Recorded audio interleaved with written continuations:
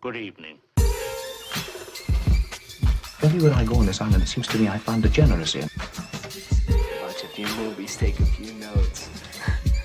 See, it's a lot scarier when there's no motive, Sid. We have a bargain. Watch a few movies, take a few notes. Do you feel the pain? Oh, it's the pain, I can assure you, will be exquisite. Watch a few movies, take a few notes. His entire work consists of violence, all the time, obsessed with the issue of violence. Mayhem, gouging out of eyes, autopsies on the stage. Come. It is time to keep your appointment.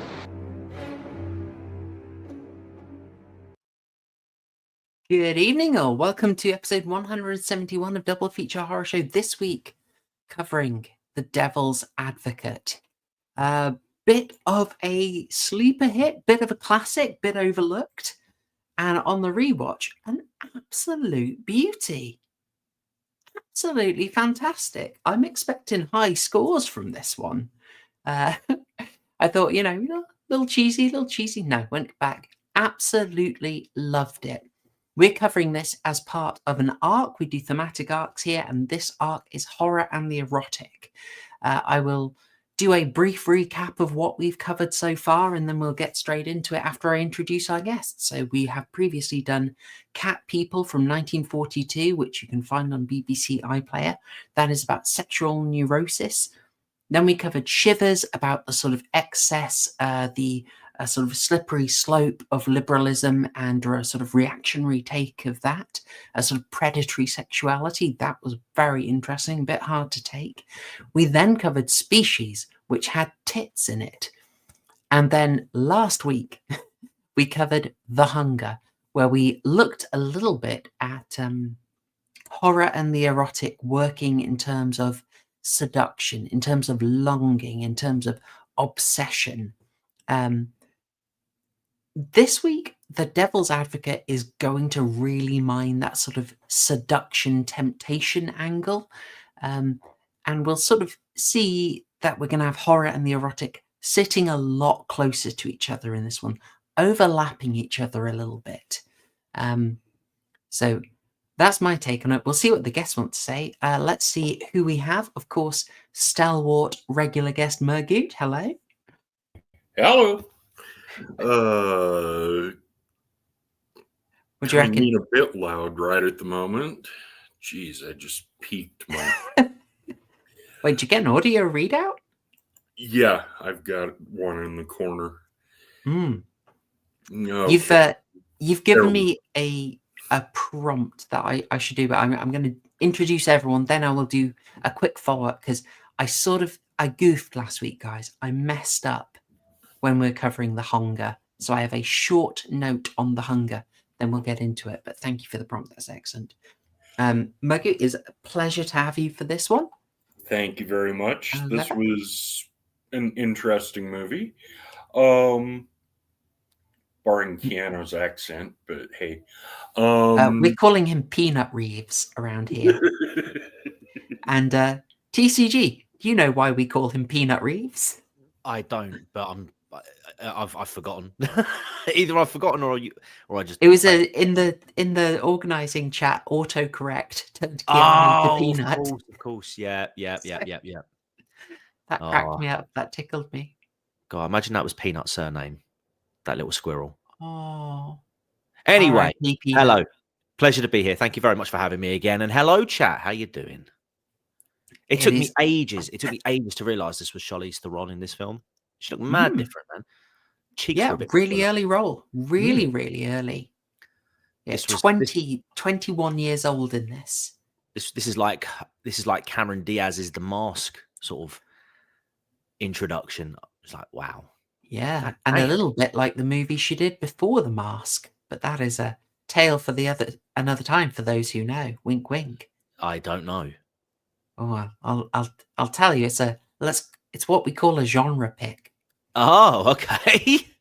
Oh, moving swiftly on. yeah. I'll leave you to furiously Google that. Already on it. Already on it. All right.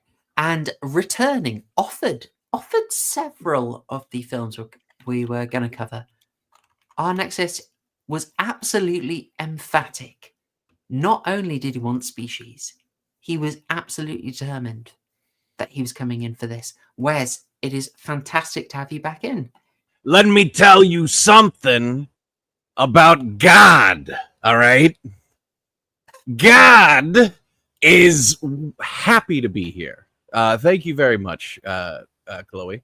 But as you have said, this is one of my favorite movies. The reason why I demanded to be on this, I bullied Horrorshow to be on this. I harassed and I bullied because this is one of my favorite movies of all time. It is a massive sleeper hit. It is arguably one of, if not like the best performances of Al Pacino. And yes, I know what I mean when I say that. It's up there with Heat or roboting, Wes. No. Oh dear. Now you're good. Now you're good, okay. man. No, it's one of his best performances, and everything about it is great. I can't wait to get into it.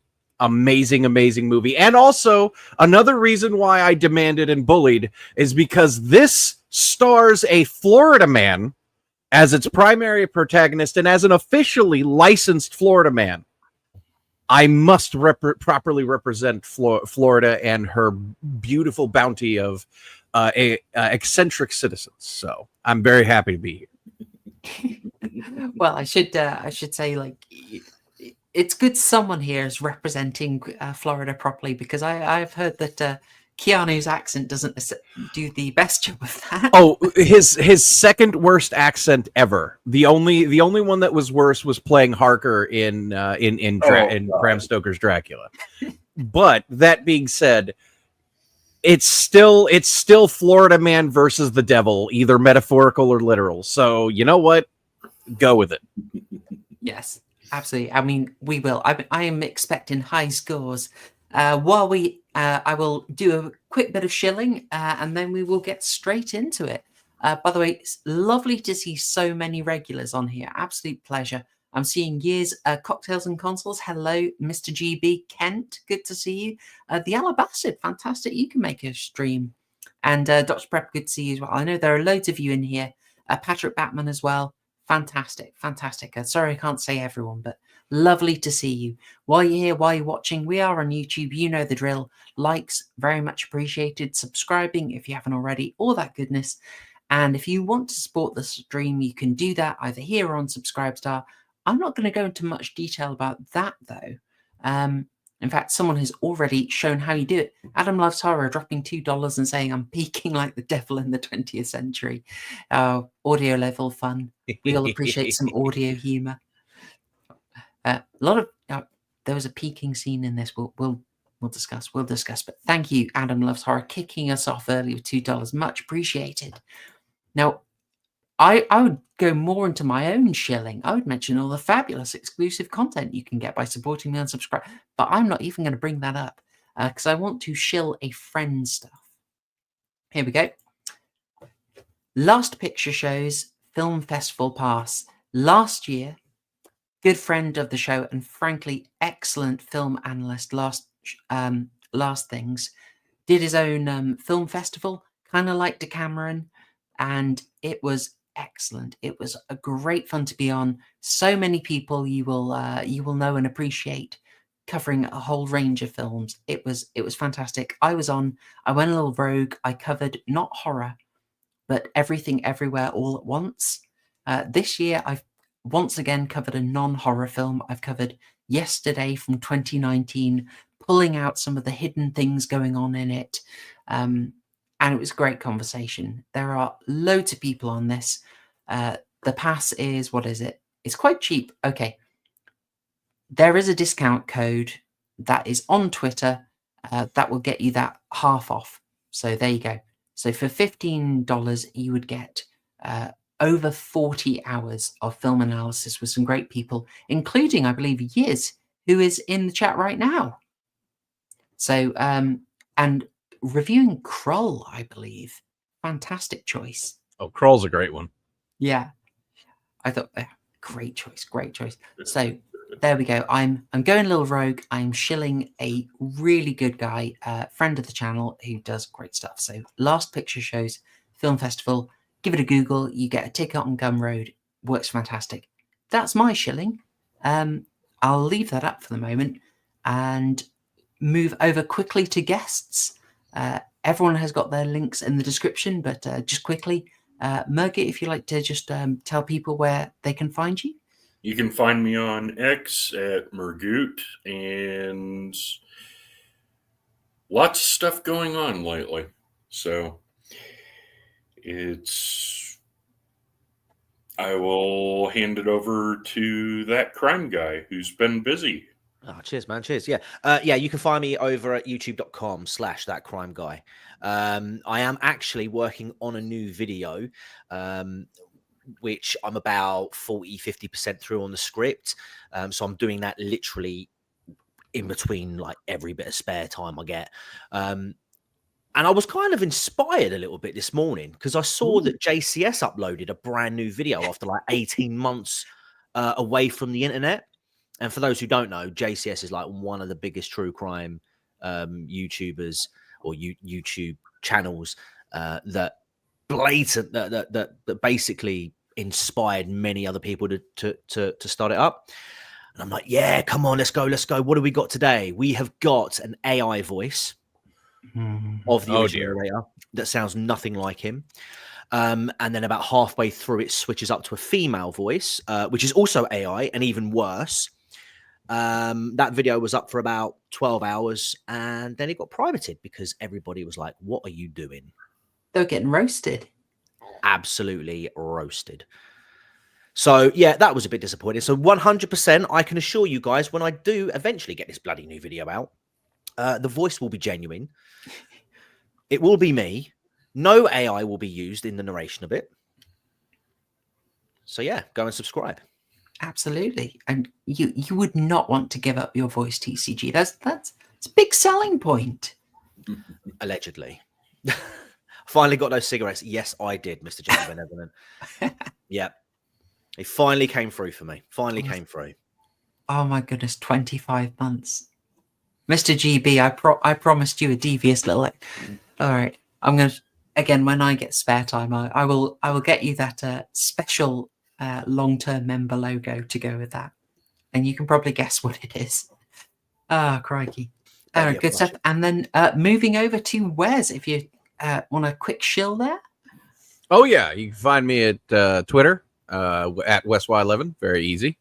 You can find me on YouTube at Wes Wyleven 9540 because we all have to have numbers at our at the end of our names. I'm not much on there right now, but after the first of the year, I'm going to be doing some stuff. I know I've said that before, but I mean it this time, guys. We're going to be doing quite a few things. I got some collaborations coming out. Going to be doing a cooking show. I am quite the accomplished cook. You're going Vincent Price mode. Gonna be doing some stuff with movie reviews that are gonna be completely different from proper horror shows, of course. Gonna be doing some commentary on various things with other people and then other things and stuff like that. And it should be fun. Next year is going to be very, very, very interesting for me. So make sure you start following me in all those fun places. Link to my YouTube's down below. Twitter is just me, Wes Wyleven, and I hope for y'all to hang out. And I can't wait to get started on that. It's gonna be a lot of fun. And John Goris, Krull and Space Hunter. Space Hunter is a blast from the past. One Molly Ringwald's first pictures. Molly Ringwald? My goodness. Yeah, she's a young teen in the movie. Goodness me. Oh, John I saw Garsh, it you've in the theater in 3D with really sucky glasses. Well, thank you, everyone. As I say, people's links are in the description. And we have, Patrick Batman, oh, this is difficult. Now, as that requires an impression, I will hand over to Wes to do that brilliant Al Pacino again. Goon. I don't goon. I win. I'm a oh no, actually no. This isn't. Keanu, isn't it? This is Keanu. Yeah. It's Peanut. So yeah. Yeah. I've got the image for it. I've got the perfect image. Where are we? Hang on. Hang on. I've got him. Let me have a go. No. Let me have a go at this, but in John Wick style. Goon. I don't goon. I win. I'm a chud. That's my job. That's what I do. And I'm laugh my sick fucking ass off. See, the thing is Nice. there's no such thing as a Keanu impression except for like Bill and Ted, because he's normally just like talking like this. I know. And it's like I'm gonna ride the subway today, and I might give some money to a homeless man. TCG's impression is better than Keanu's southern accent. I'm even doing the well, yeah. Thank you very much, Patrick Batman, for unleashing that horror. Patrick Batman, you're beautiful. Keanu unfortunately has he's got a normal voice. He just has some weird mannerisms. Yeah. That's what. Funny enough, you can't see me, but I'm actually doing the eyebrow thing that he does. Yeah, and you gotta kind of arch your mouth a little bit. Yes. You gotta like squint your eyes and Keanu Reeves speaking is almost like Keanu Reeves doing a shit Clint Eastwood impression. Yeah. Because like at first, because I still firmly believe to this day that Keanu Reeves's natural speaking voice is Ted. Like that's just who he is. So like nowadays he's like, yeah, thank you very much, I'm very happy. And then when he gets home, he's like, bro, thank God I'm alone, man. Oh man. Oh, that last movie I did was most triumphant. Oh yeah. Awesome. Man. Oh, thank you very much. This new motorcycle from my company is excellent. You know, that I still firmly believe to this day that Keanu Reeves' natural speaking voice is Ted. Always. I've always have, always will. And this like post recreation that he did, like around Speed. By the way, we'll be talking a bit about Speed later.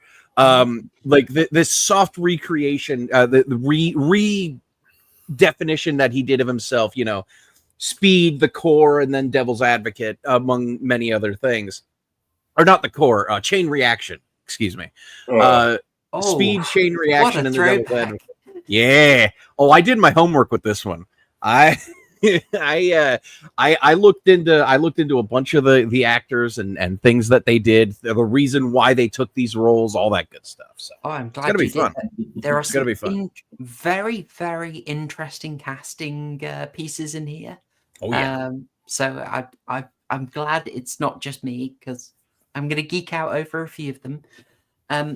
But before we go further, for anyone who hasn't seen this, and my gosh, folks, watch it. Don't let us spoil it.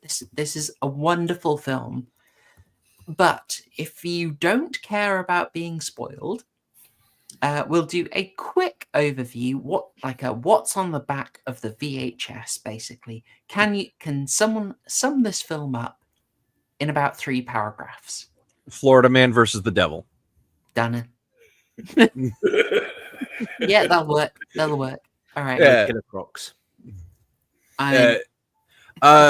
So I will do something very regular, and I will go first. Go for it. A Jacksonville, a Duval County lawyer who cannot lose, who has never lost a case, Keanu Reeves, is after he wins a very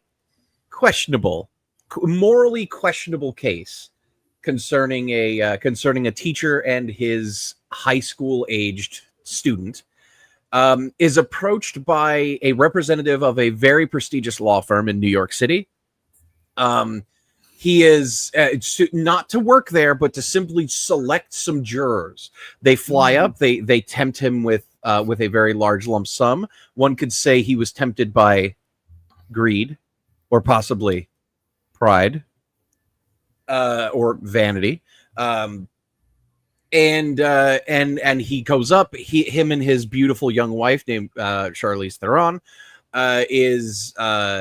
are enticed by the beauty and the majesty and all the temptation that New York City represents. He gets very quickly swept up in the culture. He starts working for the company. He is introduced to the head of the law firm named John Milton. And then he is slowly tempted, one could say, by the fruits of various carnal delights by not just Milton, but all of the other people that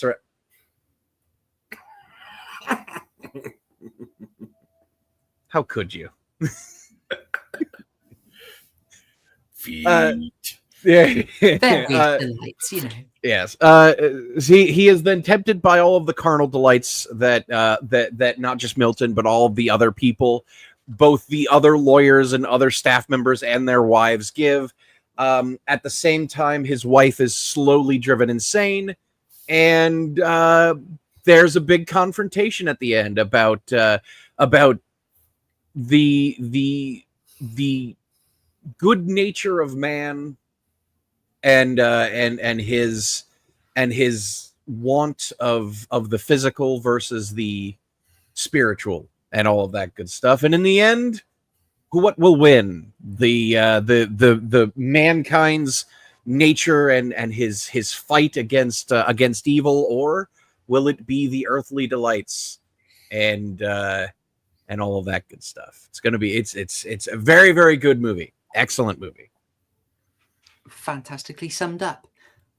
Let's lead in with one question. Is this a stupid movie? Is it just a little bit of fun? Is it big, dumb fun? Or is there a little bit more going on there? Let me put that to Murgoot. It seems like a big, dumb movie until you start paying attention to the dialogue, and it stops and makes you think.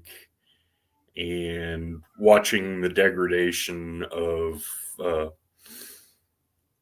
wife, and then the final scene or the final confrontation really opens up what's going on, and you have to stop and think about it. So it's a bit of both. How about you, TCG? Big dumb fun? Or crime reaching material? No, you know what? I would say that this is perhaps a bit of both, really. I'm kind of on Murgoot's side here. It does sort of come across a little bit, not goofy, but a little bit fun. But yeah, it does take, like, in my view, it kind of takes a bit of a hard swerve and gets like really serious. I mean, Charlize Theron's performance in this film, like going the way she just gradually gets more and more like unhinged. I thought she was brilliant. Like she did a really good job of portraying that. And oh yeah, I mean, yeah, and even sort of Al Pacino's performance as Milton, mate, he was so convincing in that role. Like this casting choice was perfect for Al. But yeah, when it started to go down the more supernatural route, as in like you started to see like the faces deform, and like that scene where they're where the three women, Mary, I think it's Jackie and Alessandra, I think it is. Yeah, I've got They're something all for you. they're all oh, thank you. They're all that's it, yeah. And then like you see the hands going like all up and down her body as she's putting the dress on. I was like, oh, okay. I wasn't expecting that. Just for you guys in the chat, this was my first time watching this film. So Ooh. yeah, I did not know. Yeah, I hadn't seen it before. So I was kind of thinking like, are they using Al Pacino as the devil as a metaphor, or are they actually going more literal with it? I knew nothing about this film.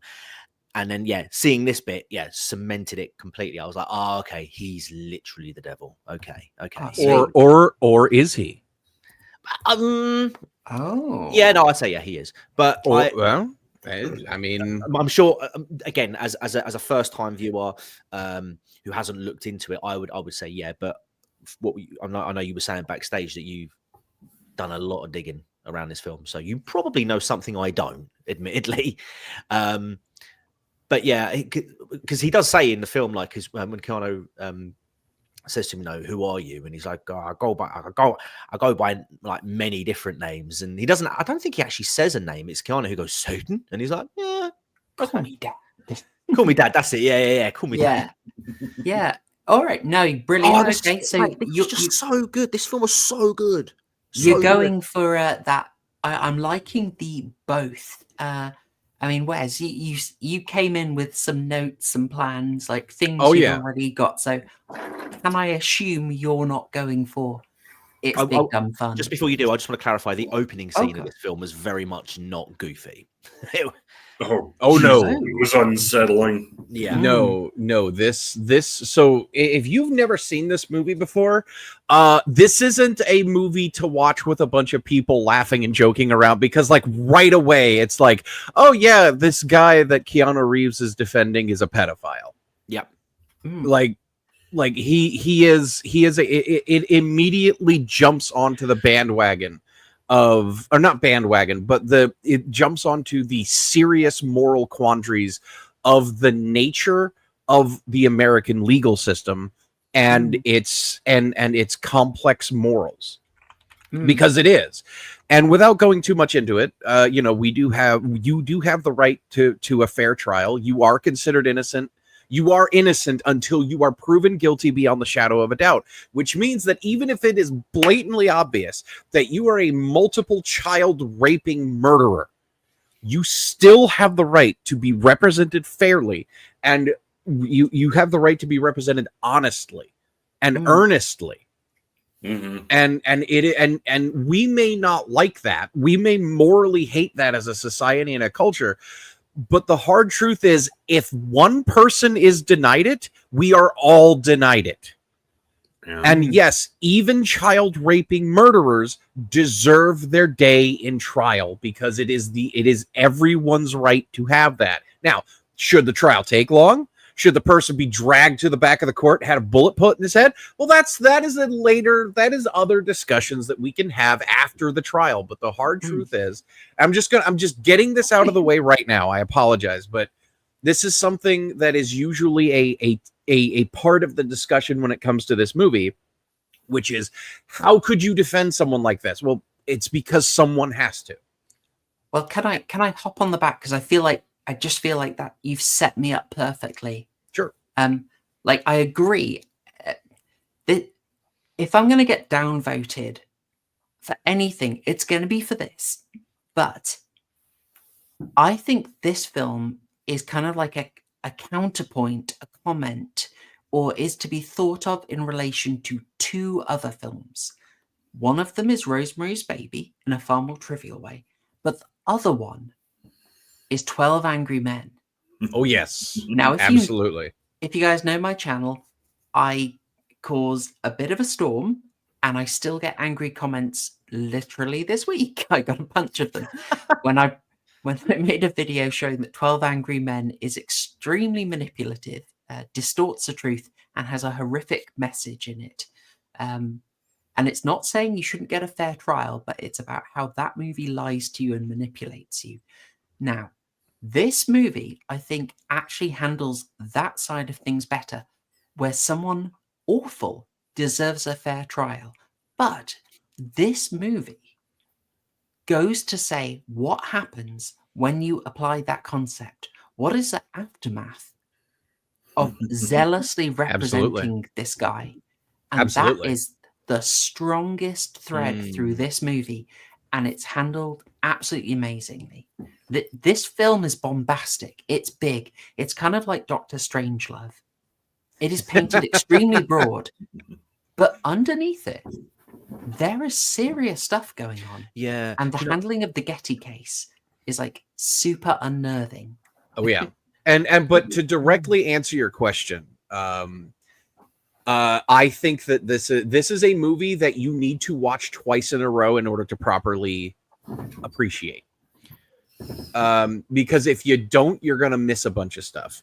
There is symbolism and metaphor and clues about the ending and what is the true nature of man and what is the true nature of his relationship with temptation, evil, and Satan, both as a both in his metaphorical representation and in his literal representation, because both are there in this movie.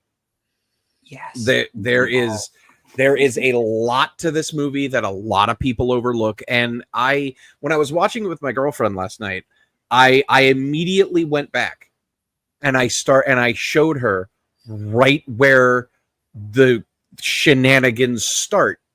And that right there is just one of the many, many examples.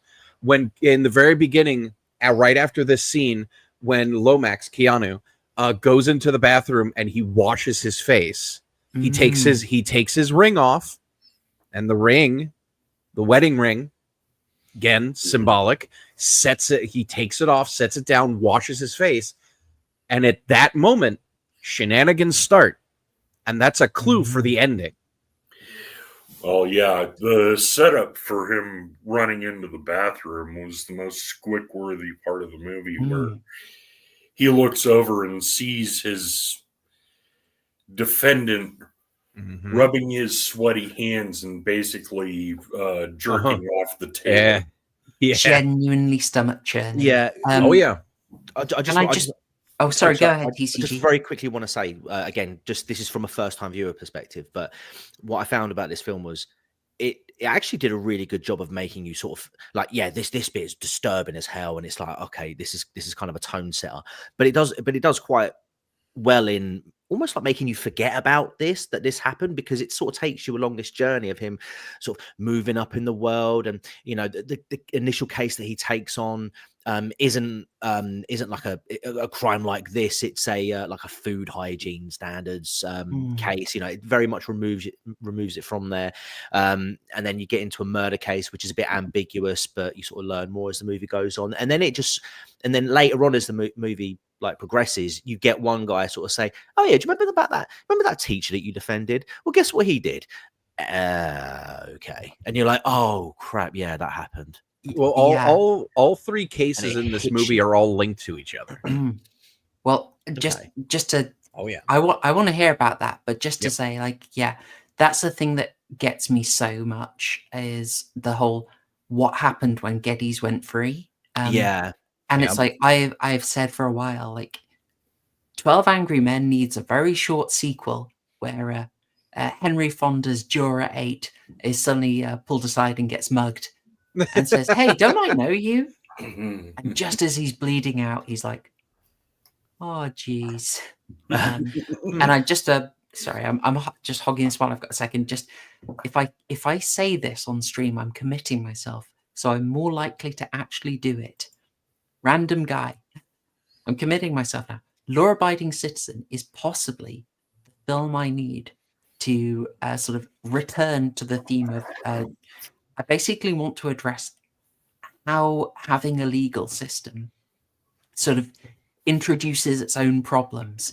And Law Abiding Citizen is how I want to address that. So I've kind of got a little loose connected series of 3 movies, videos on 12 Angry Men, Cape Fear, and law-abiding citizen will complete it. So I'm committing myself to reviewing that now. Oh, all three of those are excellent, and those are three very good ones to do that commentary on. Thank you. It's almost, I'll admit, for the last one, I was basically looking for the movie first rather than looking at the film afresh. But I rewatched it recently. I thought, oh wait, hang on, this fits. Anyway, so look out, that video will eventually come, and it'll inevitably be called Ally McJigsaw. Anyway, Patrick Batman ages ago put in £2 saying this sounds like the Keir Starmer origin story. Now, I don't think you were talking about us. Maybe you were talking about us defending a nonce. I mean, I don't think you were. No. We are discussing it. It's also still weirdly appropriate, isn't it? Yes. Isn't it weird how that works out? It was when I was talking about the description of the movie, but yes. I disagree, Patrick. There wasn't enough references to Keanu Reeves' father being a toolmaker. True. God. Oh dear. Thank you very much, Patrick Batman. And actually, fresh on the heels, inevitably. Oh, you know what happens live, Ken. You know what happens. All right. Adamless Horror has sent in $5. Thank you so much. Yes, Cape the 12 Angry Men, and also the short story you taught us, The Disappearance of Willie Bingham. Yes. That was another good one about the justice system. That's sort of touching on the same thing as I want to talk about systemic justice versus personal justice. But yes, Disappearance of Willie Bingham was great. And I think we probably had a weird reaction to it. And we're like, yeah, take his knees off next. Anyway. Oh, yeah. Yes, thank you very much, Adam. So very much appreciated for the $5. And with that, I think we'll move into more serious discussion. Before we do, can I just shall we do some cast spotting, some little cast praise? I want to do one. I want to do one, but it wasn't Okay. actually in the film, but I called it. So you know the scene where they go to that party after they first move into the apartment. You got all of the elite members of society there. Yes. I'm like, that's it. Yeah. I thought to myself immediately as like Donald Trump. New York City, Donald Trump, and then you get one woman say, "Oh, Donald Trump was supposed to be here tonight, but apparently he had an urgent business meeting, an emergency." And I was just like, I knew they'd reference him. Well, the construction contractor's townhome with the gilded elevator, that was actually Donald Trump's penthouse. Yes, it was. There it is. What this was Trump's? Yes, Yeah. that was Trump's penthouse. Yes. No way. They did him dirty. He literally just lends them the penthouse to film in, and they're like, "Yeah, we need a guy who's like a property developer and a total sleazebag." I was like, "Oh, come on! How are you going to do Trump like this?" I didn't get Donald Trump from Craig T. Nelson's performance. No. I don't think it's a reference to Donald, because you have to remember, up until mid 2015, exactly, everyone loved Donald Trump. Yeah, and exactly. at which point some odd cultural switches flipped. I can't put my finger on it. I can't put my finger. Somewhere mid 2015, everyone just magically started hating Donald Trump as if there was some kind of programming sent out. But I'm sure that's unrelated to anything important. There's also a little bit about the fact that you overlook an atrocious act of violence in Central Park, which obviously has no relevance to Donald Trump whatsoever. Why did I even say that? No one should look that stuff up. Anyway, now Kent Jensen has caught what I was hinting at. Just for a little bit of minor cast praising, we have here as a nonce, a confirmed Haribo appreciator. Thank you. Yeah. Let's go with that. This is a star mixer. This is wow. Okay, so I got this wrong. I thought this was actually a very minor bit player from Buffy season 2, episode, I want to say 9 or 10, where he plays an assassin who turns himself into bugs. It's not that guy. It's Chris Bauer, aka Frank Sobotka from season 2 of The Wire. So yeah, nice little Chris Bauer, who was also in 8mm, which Kent Jensen has picked up on. and I think I've also seen Theremin Trees has got it. Oh, yeah. Heather Matarazzo. Now, we love her in Hostel 2. We love her in Welcome to the Dollhouse, which was done a bit more recently to Devil's Advocate. I think that's probably where she got the exposure from. But also, anyone else want to take a bet? Where do we love? I mean, Roy Jones Jr. for the boxing fans out there. All right, no, for Heather Matarazzo, I was going to say she's Randy's sister. Of course, in Scream 3 and Scream 5. Yeah.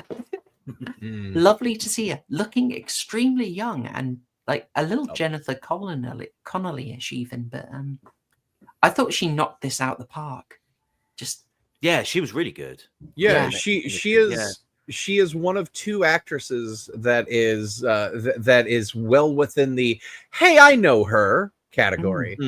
The other one being Judith Ivey, who plays Alice Lomax, or Keanu Reeves's mother.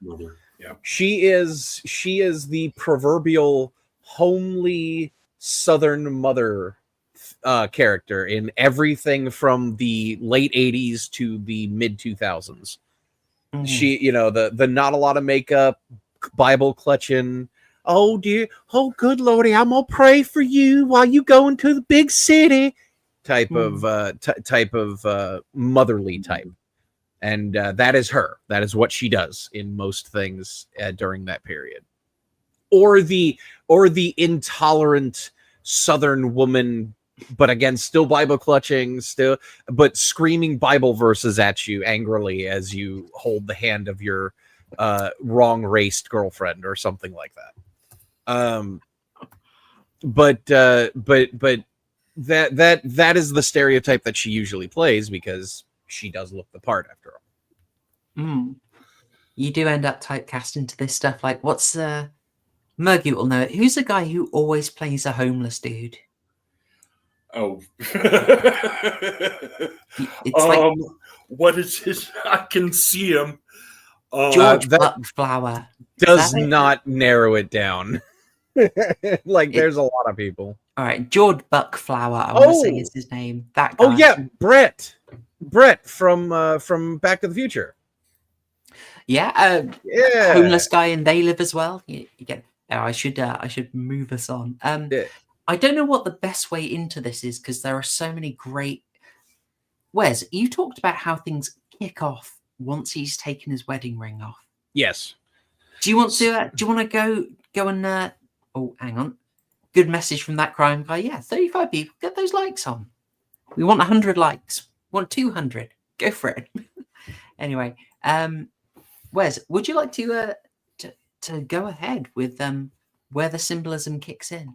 Well, it's most importantly, it's where, I mean, are we trying to avoid spoilers? No, we're spoiling the heck out of this movie. Okay, I want to cover all the good stuff.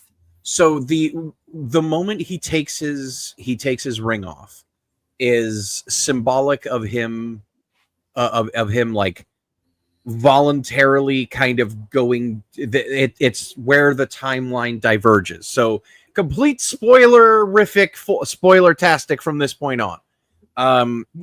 So it is from that point forward that everything is a vision, or is it?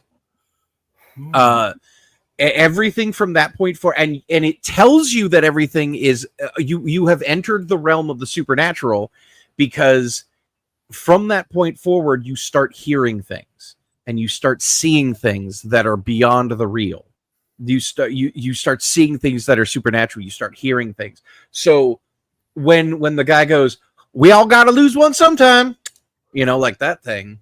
And when he looks back, you hear like whispers and you hear noises. And when he goes to reach for the ring, you hear a clanking, echoey sound. And he looks back again because he reacts to the noise. And he looks at it and he's like, you could see Keanu kind of process it and go, "Oh, must have just been in my head," and go on. And from that point forward, that's when the supernatural shenanigans start. And then all the way at the end, when the end thing happens, it goes all the way back to that point where he's taken his ring off. He splashes water in his face. He looks at the mirror, and it goes. Everything that just happened recedes back into his eye, and eyes, as we know, are the window to the soul. So he just caught a glimpse of his fate if he were to choose certain things. So he and then obviously everything happens, and then but this time when he reaches for the ring, there's no noise, and he just slips it on, and then he goes on and he does the stuff. But everything from that point forward is a vision. And so all the supernatural stuff, which is why it's like, hey, is this a metaphor?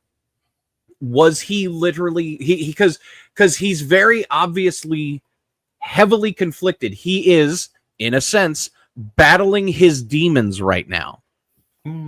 He is trying to fight his inner his need to be the best lawyer, his need to never lose a case, his pride, his vanity, is battling his morals, is battling his better self. And he caught a glimpse of what could happen if his pride and his vanity could win. He was given that very brief glimpse. I largely agree, because when that happened, I felt very when it sort of flashed back to the bathroom, I did kind of think to myself, "Oh, was this just a massive Who Shot JR film?" And I thought, cop out maybe, but no, I forgive it. I like it. It's cool. But the only slight thing I have that goes against that theory is the fact that at the end of the trial, the second time round, that is, he's going off with his missus, and that guy from the press is there, like begging for an interview, and then in the end, he convinces Keanu to an interview like the following morning, and then the press guy morphs into Al Pacino, who then who's then repeats the line earlier on in the film about how vanity is his favorite sin. Like, he's just completely roped him back in. And this, to me, like, I completely agree with with battling his demons, or it's a fight against the devil, because essentially the way I felt like is everything you see up until the point of the flashback, or when he sort of snaps out and is back in the bathroom, does happen. But the devil's manipulated him essentially to start again. It's like a new cycle to try and get him on board with what he's trying to do. But obviously, you don't see that because the film ends. But that's how I felt. Yeah, of course. But it also can be interpreted as this is the new representation of his demons. Of his pride, of his vanity. Yeah, that's what I'm getting at. But I just don't see it as a vision as such. I felt like it was a literal thing. But you're talking about a supernatural being, eons old, and you see a lot of supernatural stuff happen in this film. It's not out of this world it's not out of this world to think that he might have manipulated the situation to think, okay, you got around it this time, but we'll take you back and we'll try again, and we'll try. Yeah. In a David Lynch sense, it's like, it doesn't matter if it's real or figurative. Like, it's more about the truth of a character. And I know that sounds really wanky, but I love David Lynch, so I would go for it. Like, I literally don't sweat if something actually happened, because for me it works in both senses. Does that sound fair? Yeah. Well, yes, but also like this movie is also very much about the duality of man. The metaphorical stuff is very, and his mother represents the divine. His mother represents the moral. His mother represents the good, and his father, John Milton, the devil, Al Pacino, represents the evil, but not just the evil, because there are I don't want to get into the legendary, the incredible monologue that Al Pacino does towards the end right now, but The devil has always represented our more carnal instincts, our base instincts, are not just carnal, but our base instincts. The instinct to fight, the instinct to acquire, the instinct to defend, to attack, to breed. All of these things, these more base natures have always been represented by evil. And while I don't necessarily agree that they are evil, they are every bit as part of us as the spark of divinity, as our higher nature, as our sapience, as all of the things that we consider good. And one needs to find a balance. And Lomax, Keanu Reeves, is very far from finding that balance as well, which is why, again, if you want to view this in a metaphorical lens, the press guy who's offering him a chance to become famous, once again, is another aspect of his vanity and of his pride. And that is why at the end, he morphs into Al Pacino. Okay. He morphs into the representation of the devil. Because vanity is one of his favorite sins.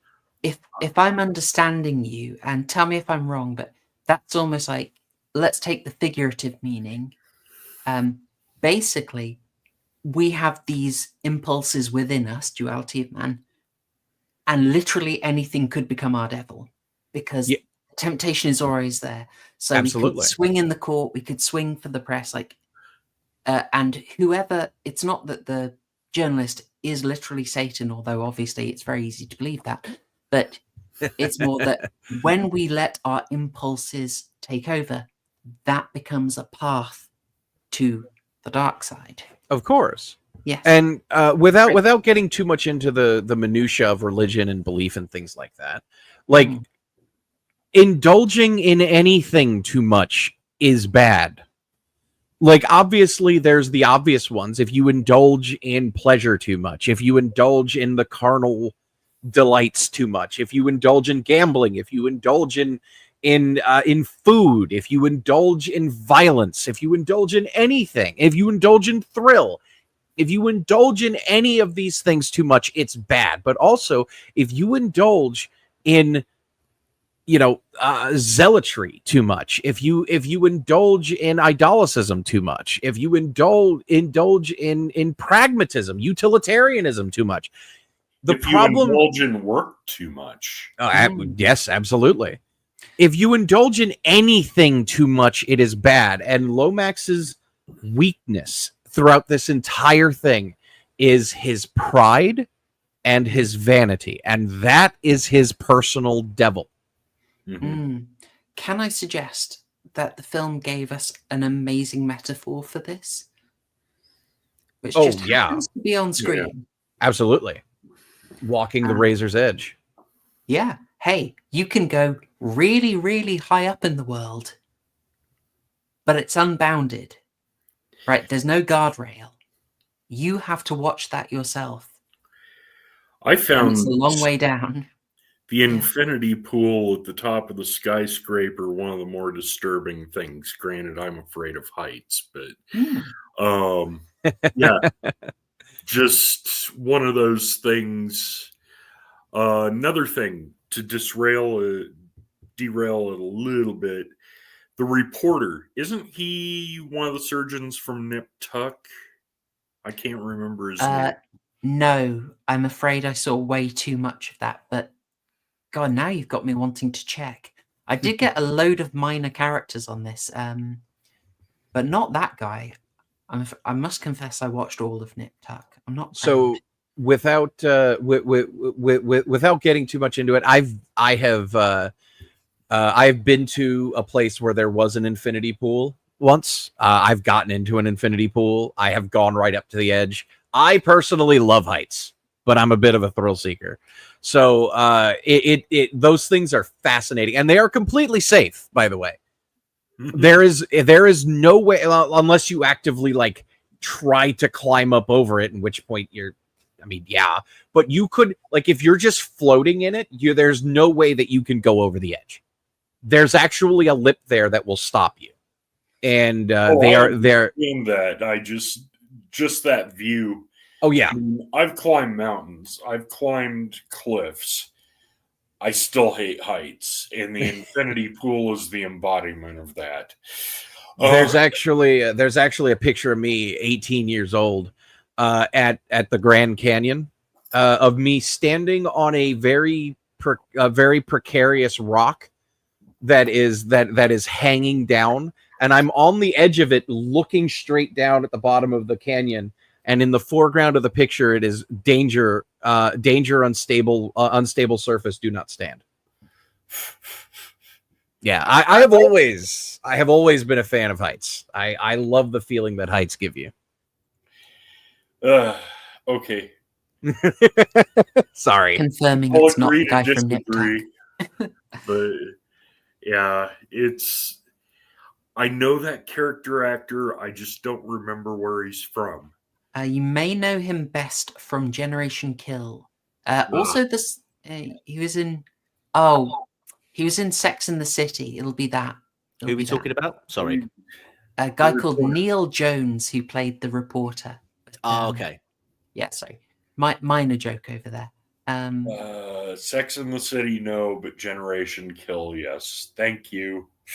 No worries. And also thank you to Admiral's Horror. Sorry, it took me a while to get to this one. $5, thank you very much. Saying, this is his hell. He has to keep reliving a la Dante's Inferno, or like in the episode of Black Mirror, White Bear. Yes. It's entirely possible as well. In fact, I could see that. We don't know how many times the cycle goes on. Also works. Would the devil give up? No.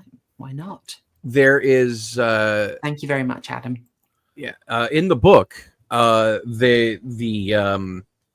it alludes to that much more clearly because in the book, one of the big differences between the book and the movie is again, spoiler.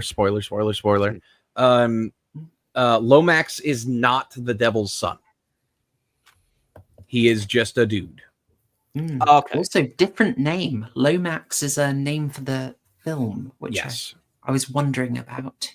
Yeah, there are several differences between the book and the movie. If you like the movie, I would suggest reading the book and looking into some of the previous versions of this movie, because this movie actually did take a while to get off the ground.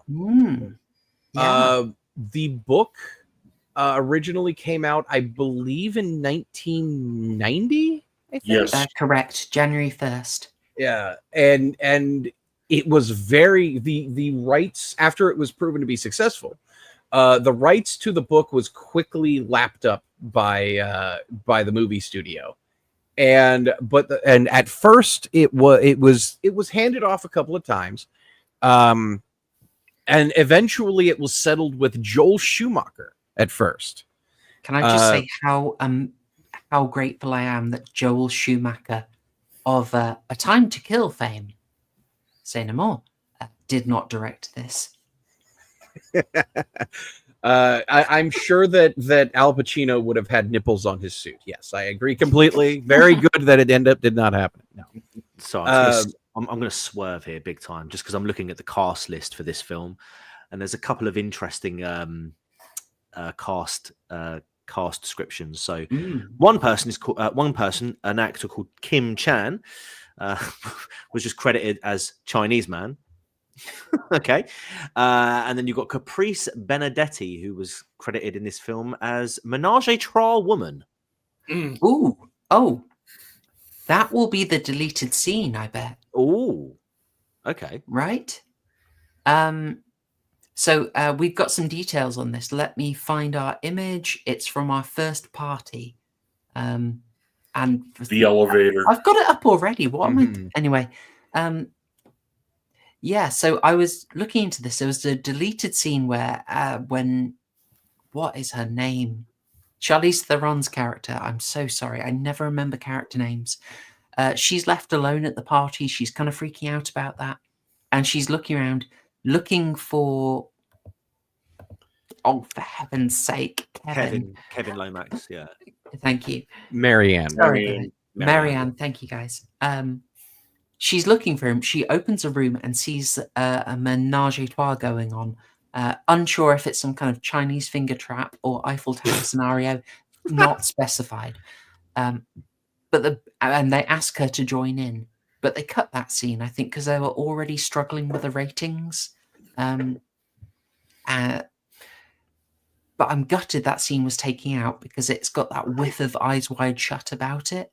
Right. I would have loved it. And it really helps explain why she's kind of like instantly, what were you doing? Were you cheating on me? Whereas without that scene, she kind of flips on him a bit quick. You know, as look, I'm a red-blooded male, and as much as I would have loved to have seen that particular scene kept in the movie, right?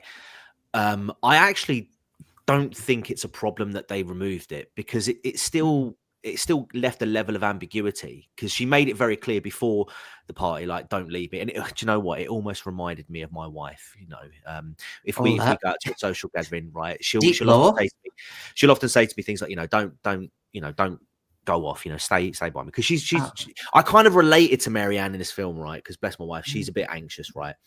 But whenever I go off with my family, all right, like particularly on my dad's side, it's terrible. I'm a terrible person, but I will often like just sort of go off and sort of mingle, and then like she'll be sort of sat around somewhere for about 20 minutes, and then I'll be like, I better go back, make sure she's all right. So I really, really related to Marianne, and so like when you get taking that out and knowing that she didn't want to be left alone, she'd been left alone for several hours. She comes back and then, she's kicking off at him. It's kind of like, I can relate to that. She does sell it. She does sell it. And also there's a great bit of work to show you that she's a fish out of water. Like, she looks okay here. Yeah.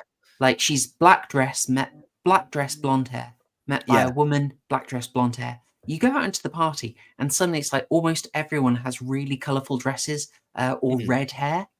And she starts to look really unusual there. It's just, they don't draw lots of attention to it, but it's just really nice design.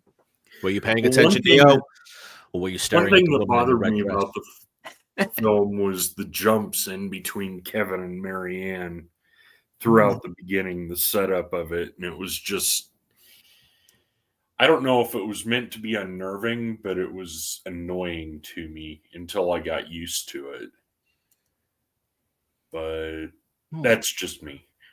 That's fair enough. I didn't mind that too much.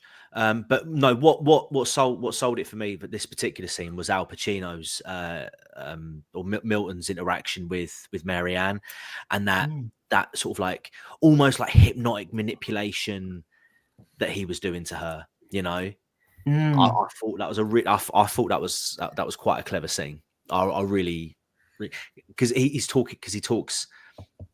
I can't remember if it's before or after, but he talks about like his promiscuity, and then when he's talking to her, and it's like, okay, he's manipulating now. He's going to try and crack on in it. He's going to try and have a crack in it. They insinuate that the other wives have insinuate very clearly in the previous scene that Milton has made his way through the women that live in the apartments. He's got that devilish riz, chat, is what we're trying to say.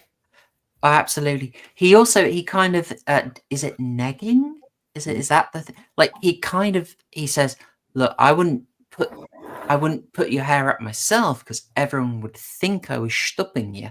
And he's like, I'm being proper, but he's raised the topic, he's put it into her head.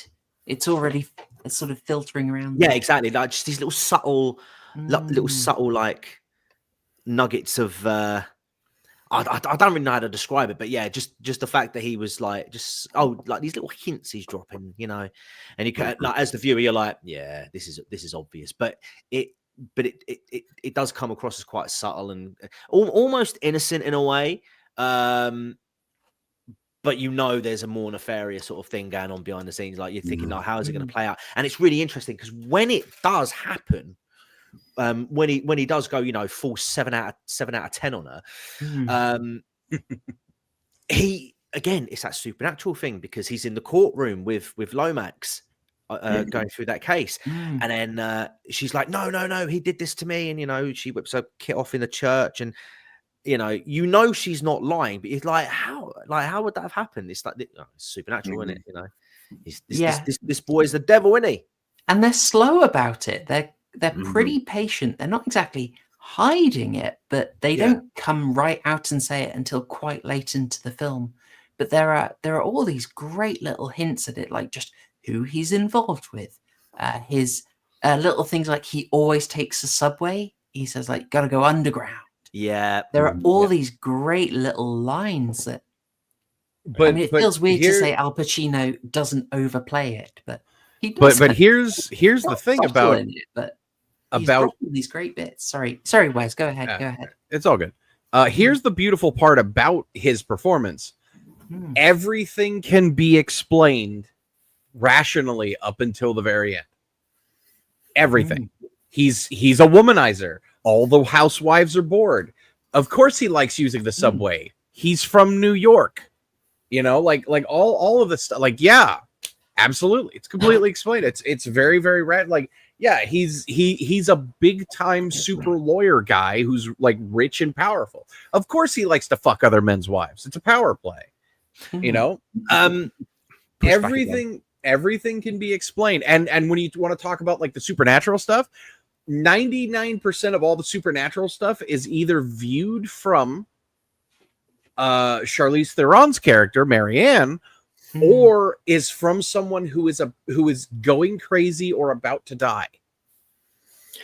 Or the only other one, it's very, very minor, is the Puerto Rican gang members. Yes. Pacino talks down. Yes. I was going to say like that with the rational explanation side of things, what would be the explanation for him like going into detail about how this guy's girlfriend's getting smashed 7 sides from Sunday on the green sheets and like very, very detailed. Oh yeah. Like, that's but from Keanu's perspective though, he had no idea what he said. True. And he even like, to be fair, he does ask and he's like, no, I said this. That's fine. But Wes is right. You could also take it as Pacino's talented lawyer. He knows how to cold read, and he's just spouting. Okay. The guy out. Yeah, no, okay, no. Do you know? I'll concede that. I accept that. Literally, I'm a massive Darren Brown fan. I should know these things about cold reading. Come on, Reynolds. Yeah, and sorry, there's one bit here that I just thought I'd sneak in. This is my big reach of the movie, by the way. Right. We talk about his amazing ability. Why can he talk Cantonese? Because he's evil, obviously. No, crikey, Al Pacino speaking Cantonese, amazing stuff. I think it is obviously dubbed, but is it? I don't think so. Only if you rewatch it a few times. I think they try to get it right, and I respect that. Because if you were a Cantonese speaker and you heard them absolutely mangling it, I mean, I thought it sounded Cantonese, but with a Yonkers accent. Because I don't know what Cantonese for "Hey, I'm walking here" is, but I'm pretty sure he could have said that. Well, oh, come on! All right. What I was interested in was the. I think there's some good symbolism here around the chicken who plays tic-tac-toe. I think that's automated when I say it. God, sorry, it's damn it! It's voice automated. Sorry. Can you not? All right. Jesus. Here's my big reach. Right. The chicken who plays tic-tac-toe and always wins. Do we know anyone else in the movie? That he wants Keanu to see him, right? Who else do we know who always wins? Oh my god!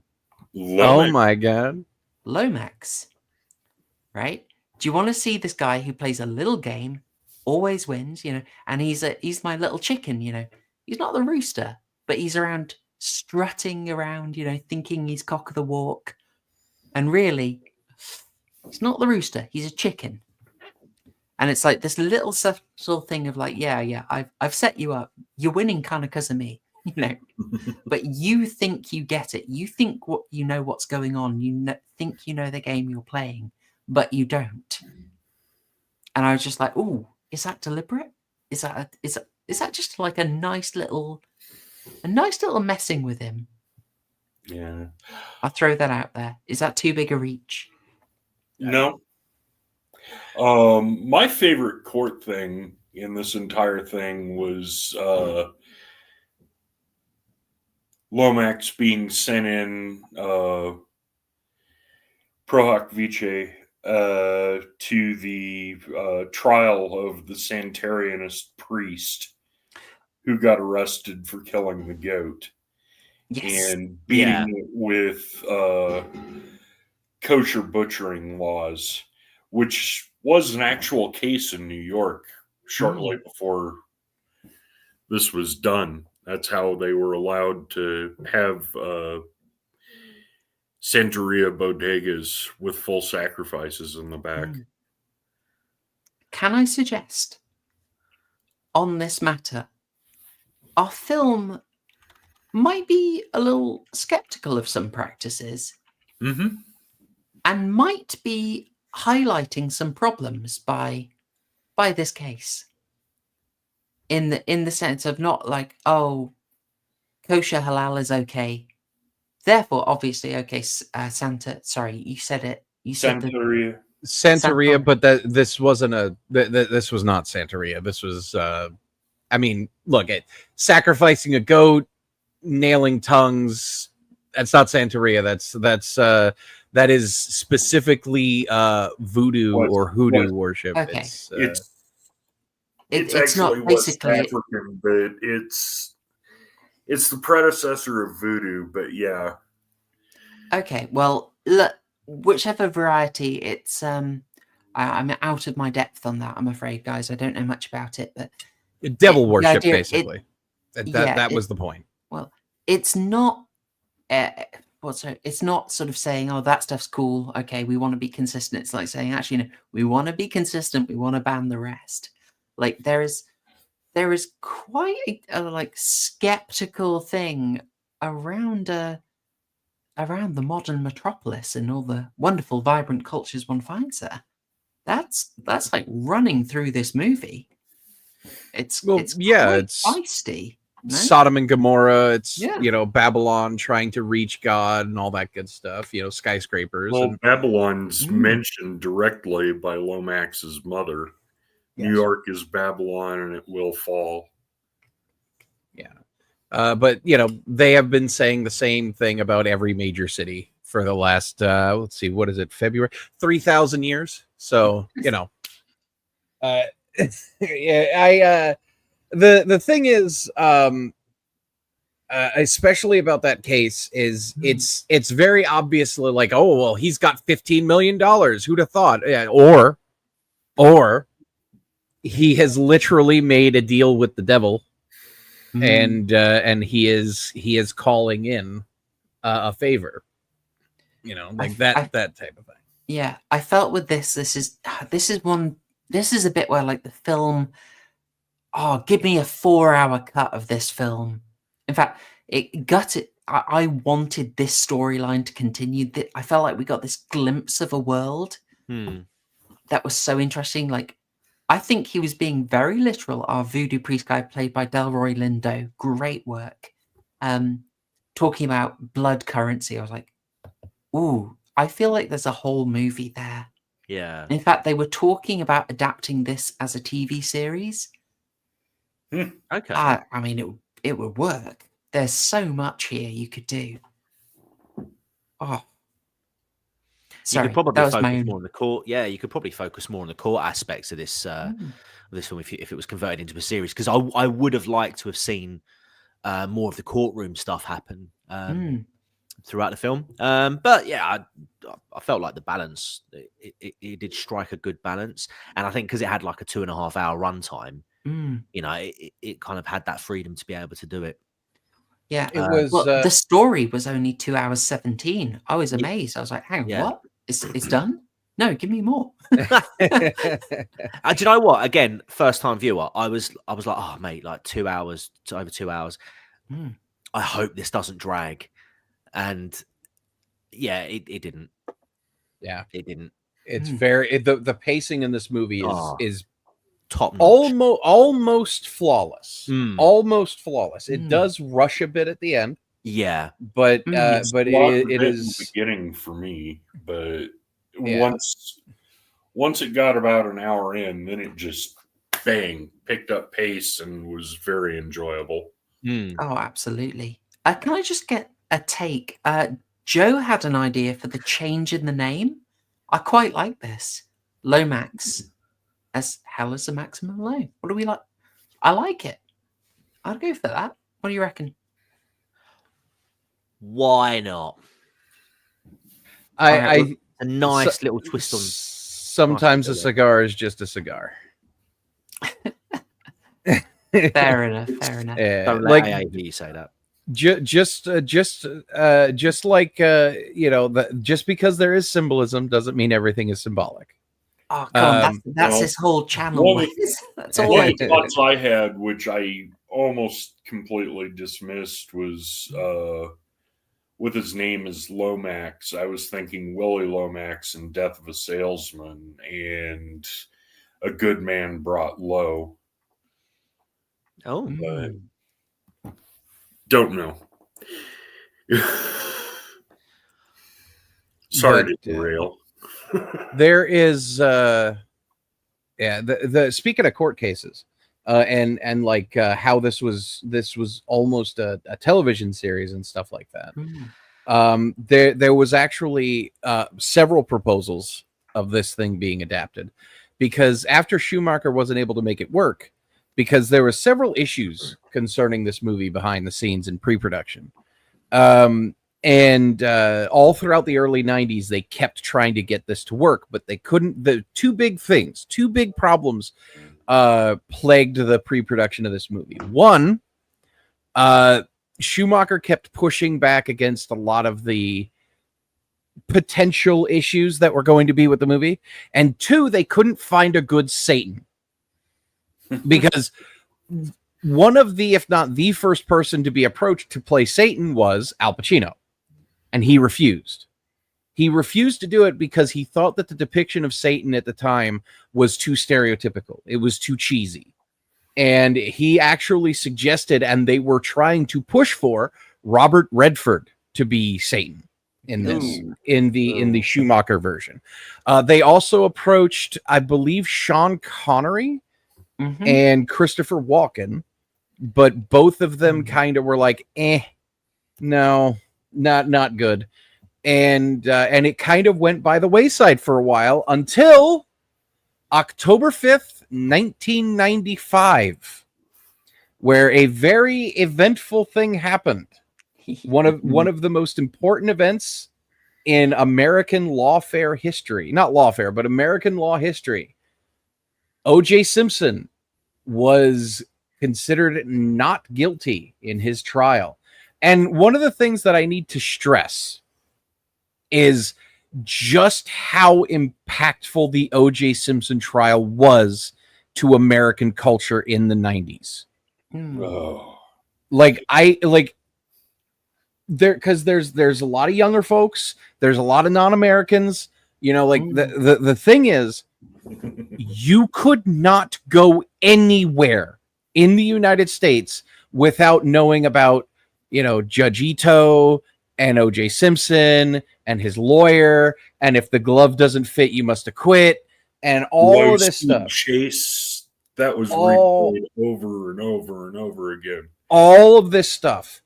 And when the O.J. Simpson trial came out and the schism it created in United States culture, it caused a lot of issues, but it also created a hunger in the American public for courtroom dramas. This is where the popularity of John Grisham came from. This is where a lot of movies that I'm sure we all like came from. And also, even before this, there were things like A Few Good Men and stuff like that came out earlier. But the fascination with the courtroom really hit its peak after the O.J. Simpson trial concluded. And it was that event that really kickstarted this into full gear, where they got the director, they got all this stuff, they got a new team of writers to be who worked on it, and it was at that point that they got Keanu Reeves on board.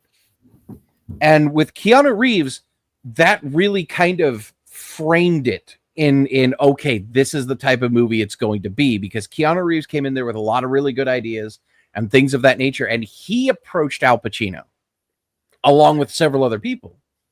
And sorry, go on. Sorry.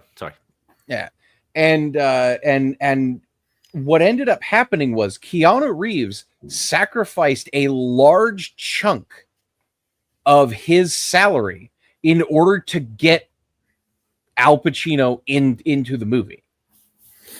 And by the way, interestingly enough, complete coincidence, but he actually had to sacrifice his role on the major international hit Speed 2 Cruise Control in order to be in this movie.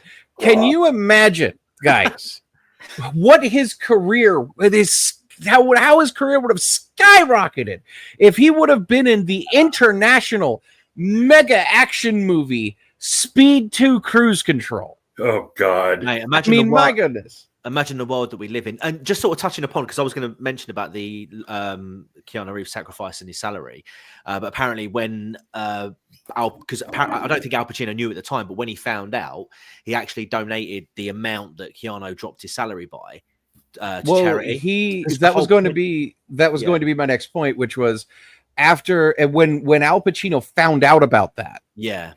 He had a discussion was had between him and Keanu Reeves, and then he donated it to charity. And considering what we know now about Keanu Reeves, what type of person he is, I have no doubt that was his idea. You reckon? I have no doubt that was Keanu Reeves' idea. I have always had look, Keanu Reeves is one of those guys where it's like, if you know anything about him, it's like, okay, you're either breathtakingly evil, you either have an entire museum filled with with like parts of your victims, or you're just a really good guy. Like, you're either hiding something or you're just a really good guy. You know, like that's the thing. Cozy Keanu, I say. Cozy Keanu, that's the one. When he's in private looking at his museum of like human skin lampshades, he's like, "Oh man, I loved that one. Oh, this was most great, excellent. Oh, yeah." Did you ever watch Dexter New Blood, the miniseries that came out a few years ago? No. Okay, there's a guy, you know, Clancy Brown, Mr. Krabs. I know of the synopsis of the show. Yes. He plays a character called Kurt Caldwell. He's like the big bad in that film. Yeah. And he's basically got a trophy room of his victims where he's like preserved them and like stuck them in these glass containers. What you're telling me is Keanu Reeves's kill room or trophy room is a lot like that. If he's evil, beautiful. He's got just an underground vault where he's like, "Oh man, Matrix gun vault full of victims." Oh, that's amazing. I remember that one. She was awesome, bro. Because again, that's how Keanu talks when he's in private. You cannot convince me otherwise. I killed her with a pencil. Wes, to wrestle this back onto because I think this is really good context setting that you're doing. Sure. There's also interesting stuff around the millennium as well, which we should try and remember. Yes. Someone prompted us if we forget. I realize I have forgotten to say my thing about the hunger, but I think the moment might be lost. I'll try and get it in another week. I had a little read on this as well, and not just O.J. Simpson, but I think this film is throwing Rodney King in as well. And I say that specifically because of this scene where we have grainy video footage of a black chap being arrested. And I just thought it was trying to bring that in as well. You know, that was 1991, not 95, but I thought they were trying to get that stuff in as well. Maybe a little bit, but I don't. I think it was more that may have been a coincidence. I never really picked that up, but it's very much the O.J. Simpson thing. But that's not just Devil's Advocate. Now, yes, it is directly because of Devil's Advocate directly because of the O.J. Simpson trial that the Devil's Advocate got it kickstarted into high gear and was put into production. But it was also the love of the courtroom, and we got all kinds of movies from that, including one of the greatest movies of all time, My Cousin Vinny. Yeah. Well, do you know one of the guys who wrote that is a Brit-bong? And Really? weirdly enough, this might surprise Brits. It might not mean much to Americans, but he is one of the creators of Yes Minister. Oh, Sorry, really? I stumbled that so much, but yeah, it's totally random. But yeah, I want to say it's Jonathan Lynn is the guy. But yeah, he did this amazing, extremely subversive, revelatory show. Yes. Oh, I love Minister, Yes Yes Minister. Prime Minister. And then he did bloody My Cousin Vinny. It's amazing. I actually watched through Yes Minister and Yes Prime Minister earlier this year. And they're great. I love that very dry British humor. Yes Minister is absolutely great. But yeah, there was quite a lot behind the scenes when it came to this. You know, like finally acquiring Al Pacino was really the thing that everyone kind of knew that this movie was going to be amazing.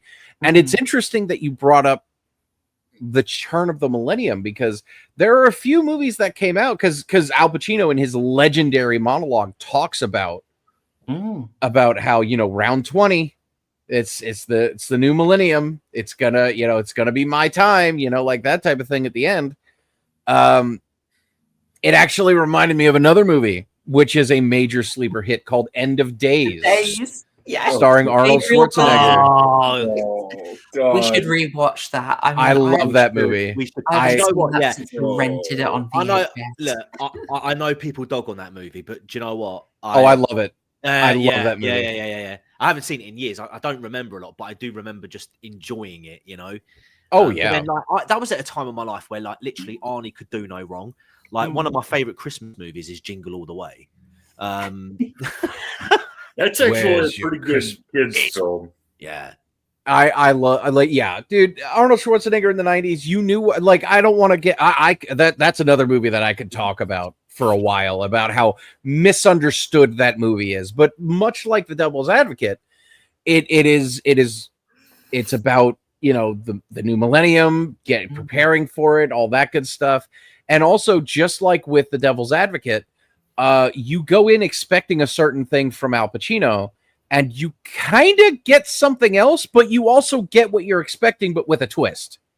Because Arnold Schwarzenegger versus the devil, it's like, bruh, like, come on. You get that, but you also don't get what you expect from the ending, just like The Devil's Advocate. The two movies are very similar in very different ways. Because while I would have loved a commando style loading up on ammunition before going to fight Al Pacino scene, it is much more appropriate at End of Days than it is in The Devil's Advocate. Yes. All right. Yes, Come on, indeed. Wes. Say it with me. Arnie, please, I really hope it was his tagline, but you know, like how they give that corny little line at the end of each action film that Arnie would do. Go to hell. Go to hell. Bang, bang, bang. Yeah, but that's what you would expect. I'll see you in hell. Yeah. Or no. The devil goes, I'll see you in hell, Arnold. And he goes, not before I see you, or you'll meet me there, or something like that. And you know, like something of that nature. Yeah, absolutely. But that's not what you get. In fact, what you get is an excellent excellent ending that is very appropriate for the movie, and another really good sleeper hit, much like The Devil's Advocate. There's a lot. I was actually talking about this with my girlfriend last night, where the two movies are very, very similar in a lot of ways, but they are similar in yes, got it. Keep a fire lit for me. There you go. That's perfect. Yeah, that's perfect. Yeah, no, that perfect. But yeah, they are very, very similar. And but yeah, I will keep going if you let me sing in the praises of this movie. So apologies. I'll find us. We can detour, but I do think you are extremely correct to raise the O.J. Simpson, because like this film is feeding on a lot of tensions that were around at the time. Oh yeah, like in a big way and in a clever way. I think it was touching on some third rails. I think, and we've had $2 in from Adam Lazar. Thank you so much, saying Y2K and the devil were big that millennium. Excuse me, millennium. You know, speaking of career choices, seeing as Keanu Reeves sadly missed out on Speed 2, of course, we do know that Will Smith passed on The Matrix, but luckily we got Wild Wild West. Oh, that was a smart move. That was very well known, of course. That was a smart move. Thank you, Adam. Baby's first philosophy 101 class, also known as The Matrix. Don't get me started on The Matrix. I can't stand those movies. One day, I kind of soured on it in a way. Like I like it, but it doesn't do what it thinks it's doing. Oh, the Wachowski brothers, and yes, I will continue to call them the Wachowski brothers. The Wachowski brothers are just so. It's just like, oh yeah, that fart smells great. Oh, we took an intro to philosophy class. Oh, God, I can't stand that movie. Hey, we can dunk on them quickly. You know, seeing as a whole. Oh, just go ahead. Sorry, no, just a quick one. The Matrix, is it an allegory? Oh, bugger off. The only thing that has got me more hate than my 12 Angry Men video is me pointing out that The Matrix is in no way a trans allegory. It doesn't work. Of course it's not a trans allegory. Wait, that gets you flack? I still get it to this day. People going in like, oh, but I basically get someone just going, but the director said it was. It's like, oh right, yeah, directors are never 20 years later when that trendy. person, again, we're talking about this earlier. The safe edgy. It's like, yeah, of course you say that now, but hey, before you acquired your mental illness du jour. There's absolutely no evidence of it. It's like, I get direct counter evidence. It's like, leaving the real world. Oh, it's the allegory for transitioning. It's like, hang on. So, but we have residual self-image in the Matrix, i.e., you look exactly how you want to look and think you look in the Matrix. So how do you have gender dysphoria in that situation? Like, this is the exact opposite. Yeah. It's like, sorry. Just to end this tangent, I am so glad that I personally enjoyed The Matrix as a fun action flick with great graphics at the time, and that's my only comment on it. It's much like with so many things in this world, the audience ruined it for me. It was a big part of it, but it's also like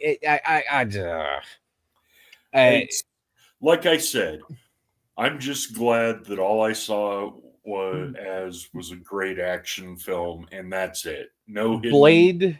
Blade did everything in the Matrix better years before. I will also just point out there's a certain irony in being like, down with the Matrix, by people who want full luxury space communism. It's like, what? The Matrix is what you want. Everyone is housed, everyone is fed, Everyone is entertained. What's your problem, big guy? What's going on? Everyone contributes. It's perfect equality. Why are you? The Matrix is what you want, guys. Anyway, I will move us off the tangent.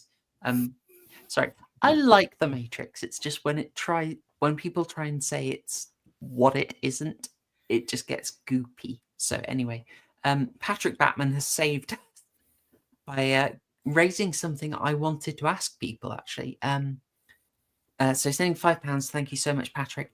How does Al Pacino's performance compare to Robert De Niro's performance in Angel Heart, a movie we have to cover? I think Viggo Mortensen's portrayal in The Prophecy is better. I can't speak to Viggo Mortensen. I don't know if I've seen The Prophecy. I'm not remembering. Well, The Prophecy is a lot of fun. Christopher Walken and let's leave that up. Eric Stoltz. Very good movie. Viggo Mortensen, Christopher Walken is much better as Gabriel chewing the scenery, turning bad.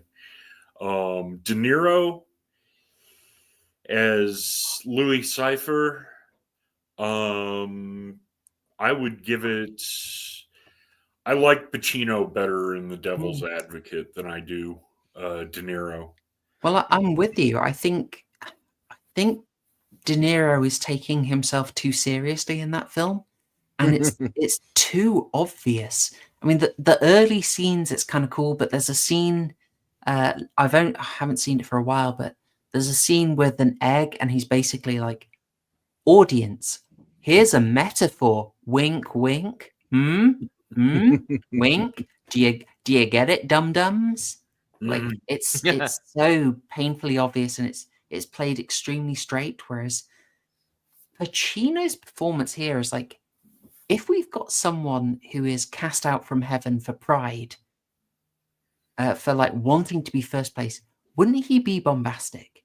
Wouldn't he want to be unconstrained? You know, and it's a risky performance because it is so powered up.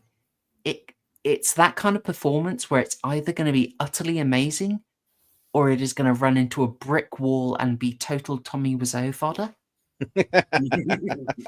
But gosh darn it, he nailed it. I think it's so over the top, and it kind of relies on this sort of oh, see you, Joe. Thanks for contributions today. Very good insight, by the way. Always good to see you, man. It kind of relies on what I think of almost like meta casting. No one in this movie is on the level of Al Pacino. So he is like a rock star presence. You can't help but notice him. It's kind of like Henry Fonda in 12 Angry Men. No one was on his level. And he was like he was a handsome good boy, which automatically the audience sympathize with. And they're automatically on Henry Fonda's side because he's Henry Fonda. Classic manipulation.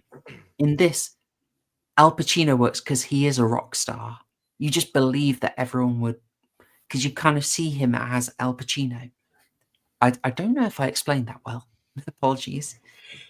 I think he has an almost supernatural quality to him, but that's simply because Al Pacino's an incredible actor. Like, look, I appreciate Robert De Niro's range, but one thing that Heat will teach you in real time is that Robert De Niro doesn't hold a candle to Al Pacino. You put the two of them in the same scene, Al Pacino will dominate every scene that he's in, regardless of what Robert De Niro is trying to do. But to your question, while I don't mind his depiction of the devil, Al Pacino knocks it out of the park. He is arguably the best depiction of the devil. There are two that come to mind that come close, and one I would say is equally as good. The runner-up being Tim Curry in Legend. Tim Curry as the devil in Legend is amazing, not just because of the makeup and the prosthetic work, but his performance as the devil is just really, really good. If you haven't seen Legend, I mean, you gotta see Legend, guys. What are you guys doing? But I would say the one performance, the one depiction of Satan, of the devil, that is equally as good, if not better, than Al Pacino in The Devil's Advocate is Peter Stormare in Constantine. Strong case. Complete show stealer. And much like with Peter Stormare, much like Peter Stormare's performance, much like in The Devil's Advocate, number one, he is, oh God, it's excellent. And number one, he takes the role and makes it his own, the same way Al Pacino did. Number two, he had almost full say in what he looked like and how he dressed and what he did and how he moved and all that stuff. Number three, he saves the day, which is wonderful. Just Satan saves the world. It's great. And I'm not spoiling anything. But yeah, Satan saves the fucking day in Constantine, which is always fun. And I just, it's such a good, and also the best part is he's still playing opposite of Keanu Reeves, who plays Constantine. So there you go. Best part. Keanuception. Yeah. Exactly. TCG, did you weigh in on De Niro versus Pacino in portrayals of the devil? I'll admit I haven't seen the films that that Patrick was mentioning, but if I was just to go off like my own sort of general vibes as to as of the two actors, yeah, no, I much prefer Al Pacino to Robert De Niro. Like, I mean, in terms of his acting, De Niro's all right. He's good. Don't get me wrong. But if you're talking about a devil character or Satan or whatever, just going off this performance alone, I think it would be incredibly hard to top it. I just felt like, Pacino, man, he genuinely looked like he had a lot of fun with this role. And we talk about his mannerisms and his behavior in the film. It's so over the top and so not flamboyant, but it's excited, but almost like menacingly evil. Like it's almost quite inhuman the way he acts in this film in certain scenes. And mate, I tell you, I was absolutely captured by this performance. Yeah, talk about the devil in Constantine. He was bloody brilliant as well. The only other thing that I would say is Jack Nicholson in The Witches of Eastwick. Like, just rolling it around in my head, I think that's a very underrated depiction of the devil. Okay, probably worth a rewatch. It's been a good old while since The Witches of Eastwick. Oh yeah, I watched it a couple of years ago. It popped in my head after I got done talking about Peter Stormare, but because I was going through like very iconic actors in my head, and like Tim Curry and Al Pacino, who's on their level, and it's like, yeah, Jack Nicholson, very underrated devil in Witches of Eastwick. I rather liked Sam Neill. Okay, now he's the Antichrist, not the devil, but in Omen 3, the final Omen conflict, 3, yeah, great performance. Bad script, man, bad script, but he's doing what he can with it. Well, dude, Sam Neill, like, I was actually talking the other day about something else Sam Neill was in. It's called America, Amerika.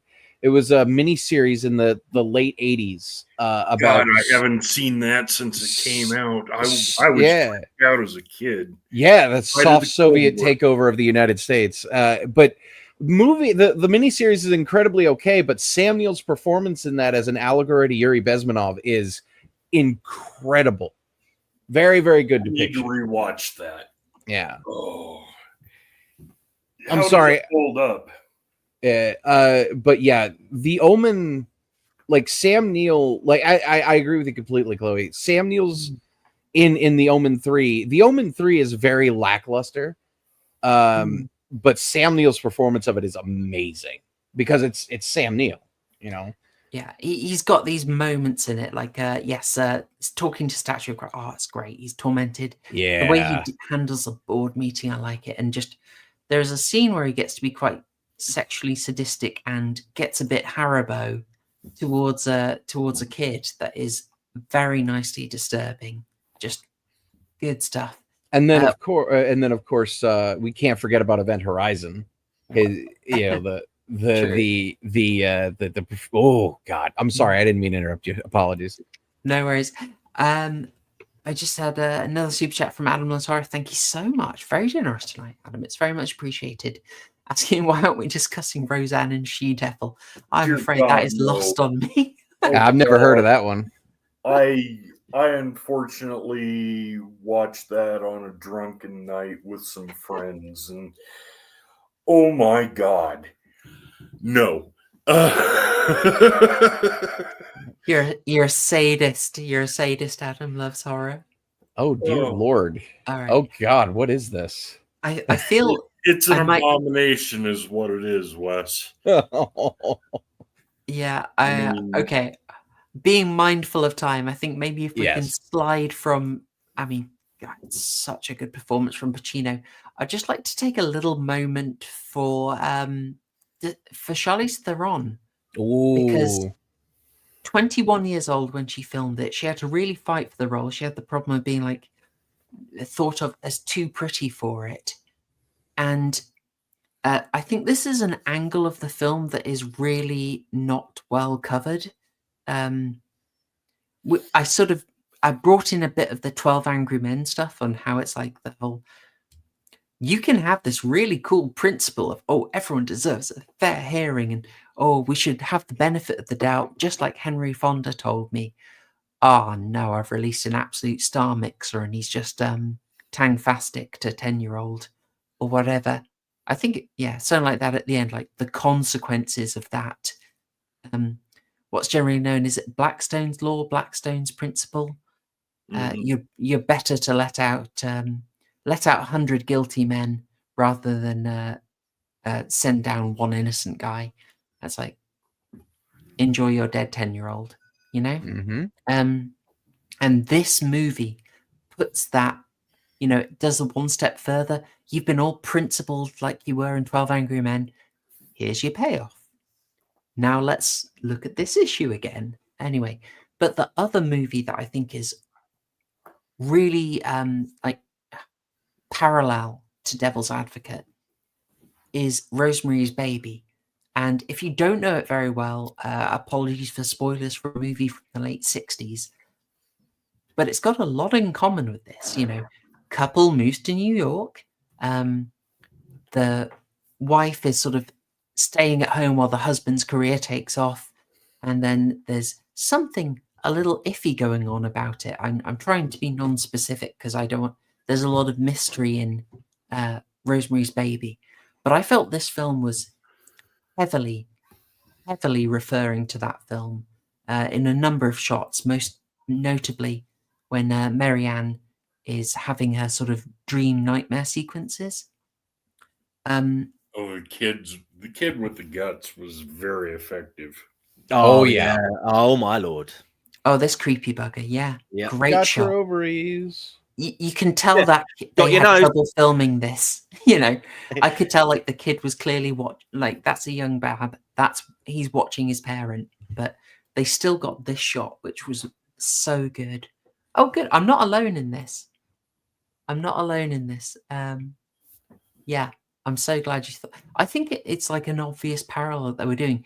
It is very close to the same story, but with this time in The Devil's Advocate, the focus is much more on Kevin. But they still managed to give Charlize Theron quite a lot to do, and I really love that she wasn't parked. She does have her own story arc. Oh yeah. Yeah, sorry. I've talked for a while there. I want to throw that to you folk. Rosemary's Baby and Devil's Advocate. This is a test. It feels like a test. It feels like it's always a test. What am I doing here? That whole speech was very good. Mm-hmm. That links to... It feels like that links to this that idea of like, is it a cycle? Are we through this quite a few times? is just like the 6th or 7th or more iterations of attempting to get Kevin. You know, I use.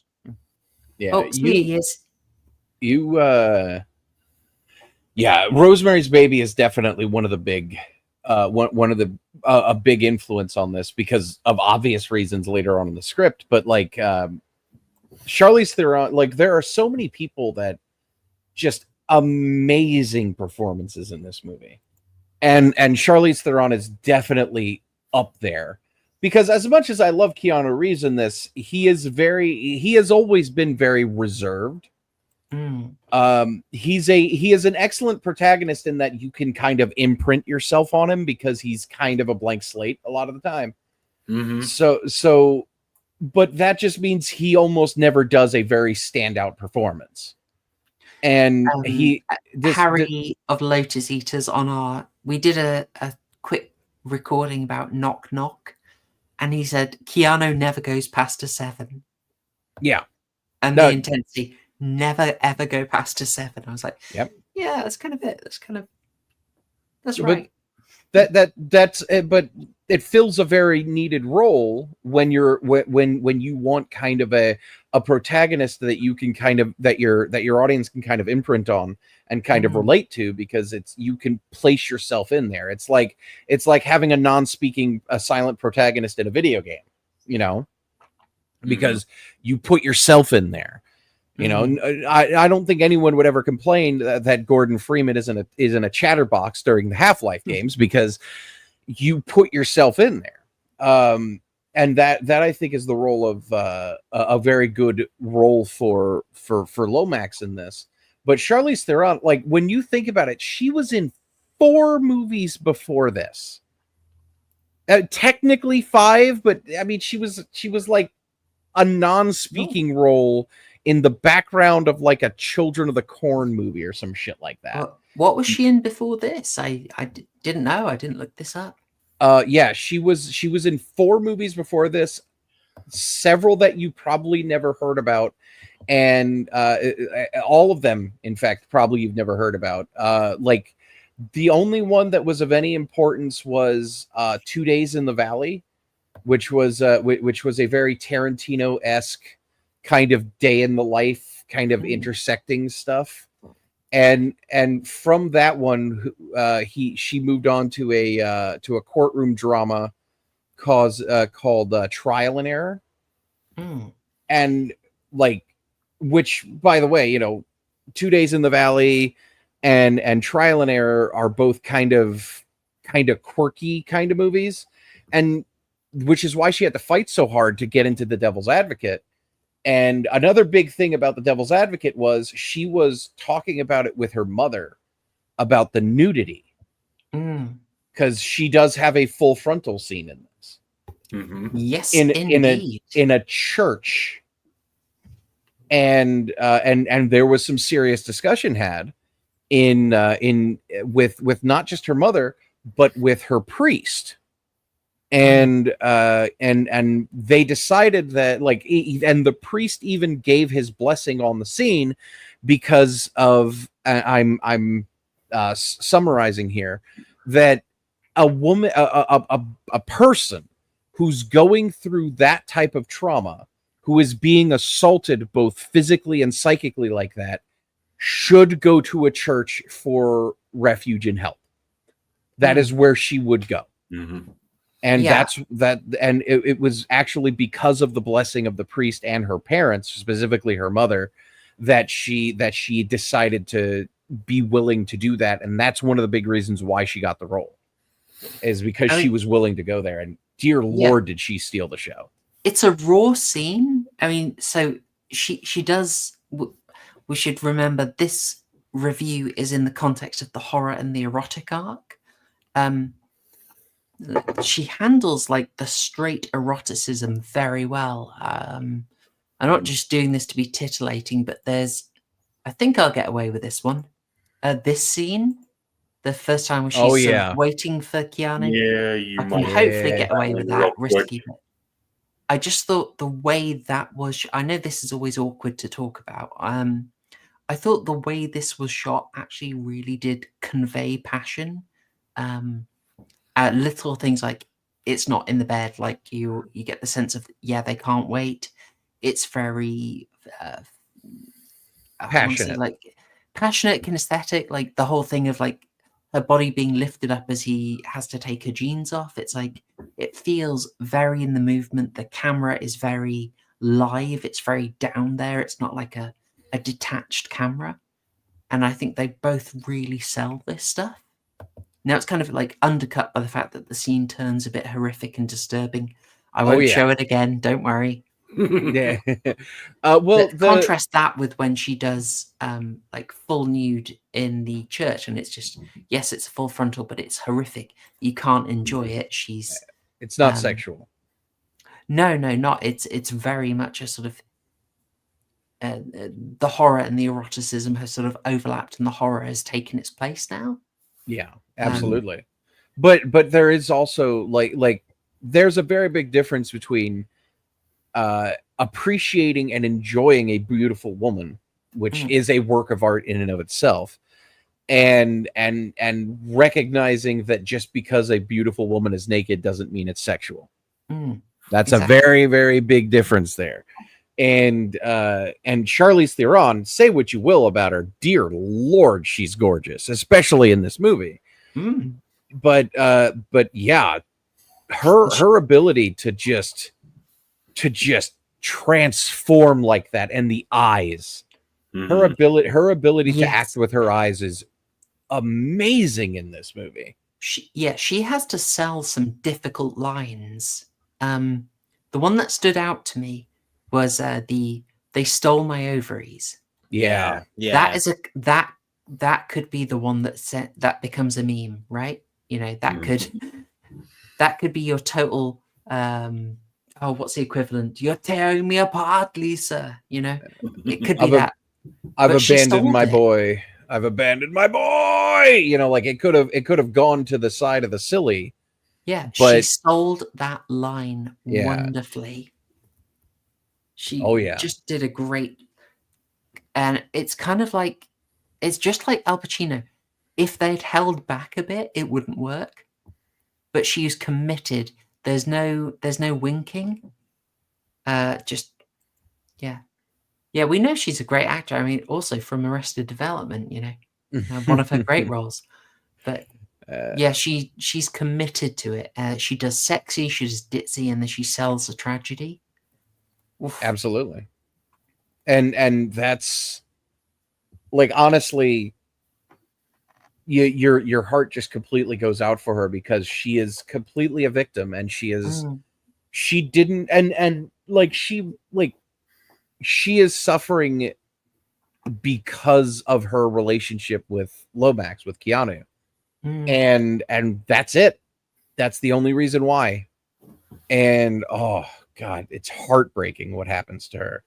And again, just a complete show stealer. Every scene that she's in, your eyes are on her. She, like, even in that party scene where there's like beautiful people all over the place, your eye, like, the cinematography is so good, your eyes just immediately go to her. And it's not just because of the camera. It's because she is the most beautiful thing in the room, and that was absolutely necessary for that character, because you see that transformation as she goes from this beautiful, vibrant young woman full of life and love to this broken, empty husk that has been tortured for months by either the metaphorical or literal devil. Yeah, you got that scene where she's trying to before she's committed, where she's she does that thing of, wait, did you hear that? And you realize you're seeing the horror movie externally. If she were the protagonist, you'd hear the noise. Yeah. But you realize you're seeing that horror movie from a totally different angle. And did you and did you listen out for it as well? Like, did you sort of like go, take a second? It was almost like she asked you, the viewer, if you heard that. Also, just sort of just looking at the image on my avatar, just reminded me. Did you guys feel like she gave off some Sharon Stone energy, like from her 80s days? I wouldn't insult her like that. Let's face it, Sydney. Your mother was no Sharon Stone. Sorry. You triggered scream quotes. No, Sharon Charlize Theron has not done a movie like Sliver, thank God.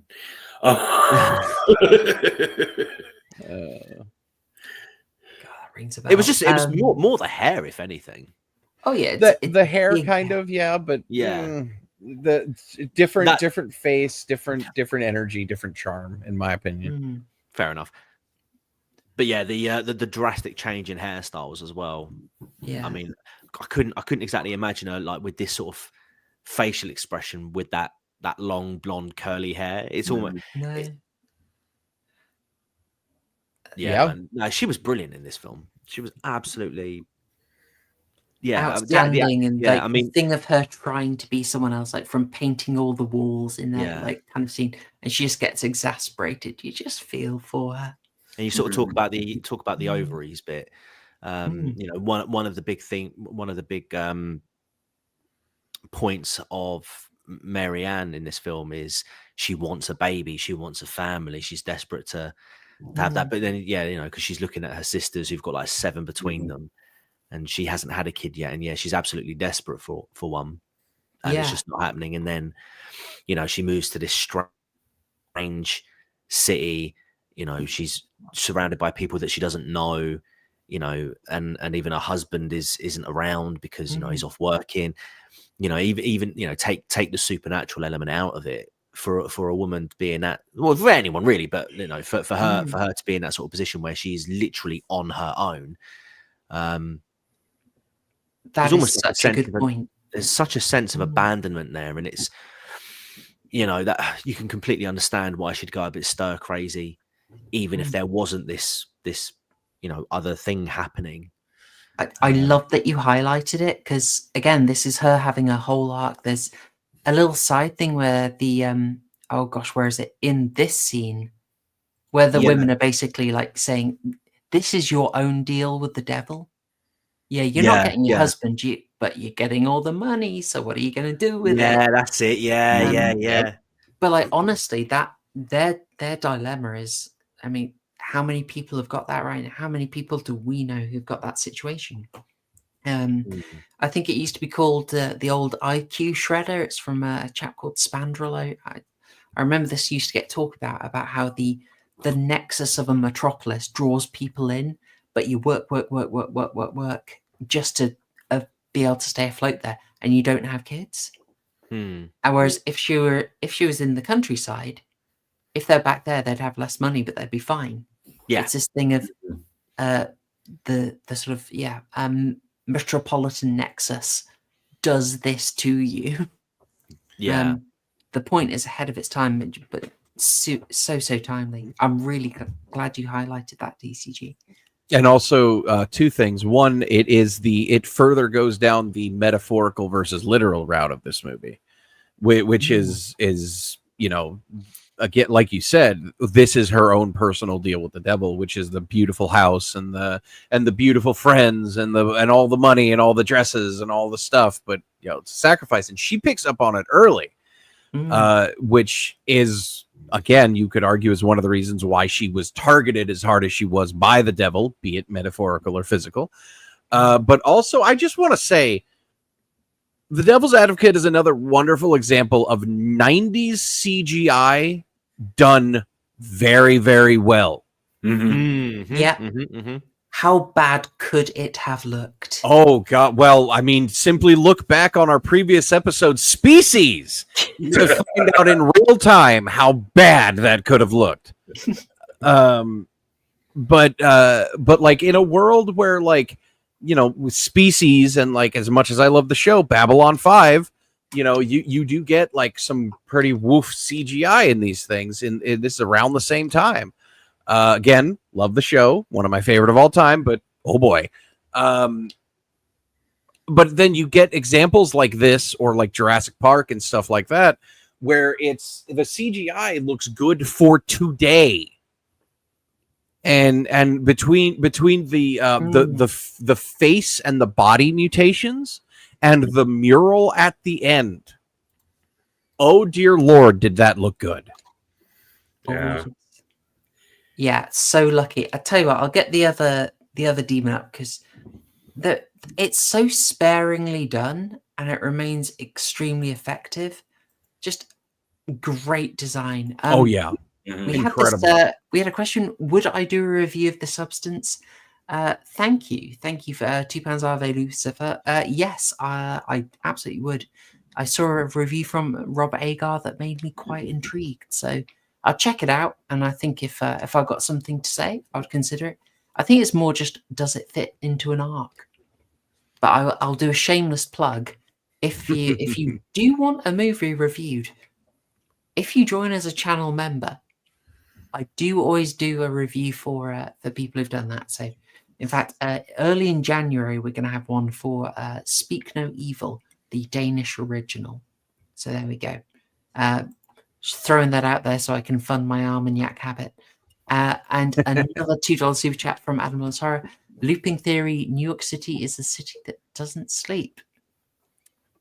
Yeah. Ooh, I'm not sure I'm getting that, Adam. Do you want to spell that out for me if I'm... Or is it, John Milton, because he doesn't sleep, he's the embodiment of the city, and so it's the city having this corrupting effect on people? Is that it? That's what I got from it. Yeah, that's a good. Yeah, that's not a bad shout actually. You know, 'cause Yeah. they do make a point that his apartment or whatever doesn't actually have any other rooms apart from the one room that they're in. Mm. Where does he sleep? Where does he fuck? Anywhere I want. Exactly. Review Actually, The Night's Gate. I am tempted. I am trying to sell the Spice Girls, the Lotus Eaters boys. I was wondering, like, shall I pitch them after the Stanley Kubrick series? Shall I pitch them Life and Career of Roman Polanski, or is that asking for too much trouble? I don't know. Yeah, a serious question. When are they going to put you on the payroll?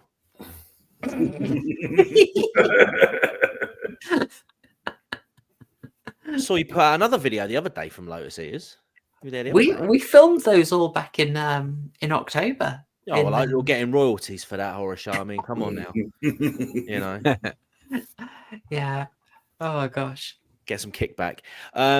It's all for the love of Stanley, of course. Yeah, that New York theory, just sort of touch upon that scene towards the end where he goes to confront Milton. They're like, he's waiting for you, and he goes out, and there's that New York. He's on that New York street, and it's completely empty. I mean, how good is this? Now, well, you say that, you look at that, and you think, oh wow, yeah, that's amazing. Like one massive long road, it's empty. There's nobody there, nothing at all. I looked at that and thought, yeah, New York's a bit of a shithole, really, isn't it? Well, it's funny. It's interesting that you said that. Not enough bins. Because, funny. So that is shot on location. Mm. Yeah. But they would have posted it up, yeah. But you can see, if you look carefully, you could see where they added a matte backdrop. Mm.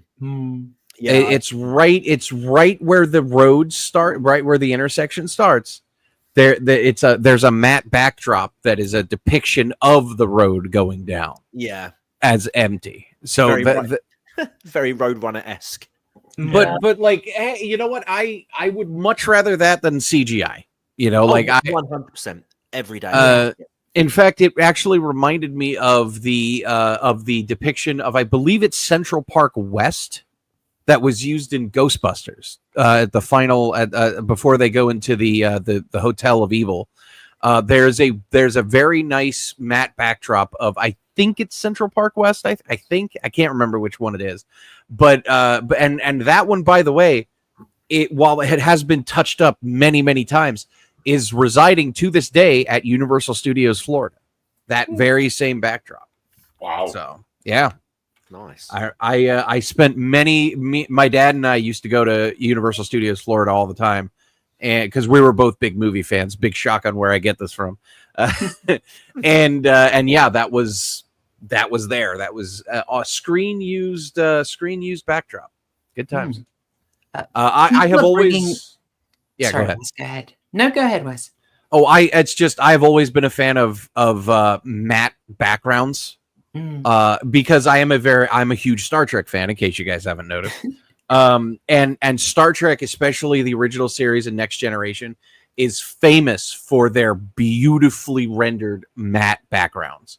And I've always said, when I reach eccentric billionaire status, I am going to have a room devoted to recreations of full-sized Star Trek matte backgrounds.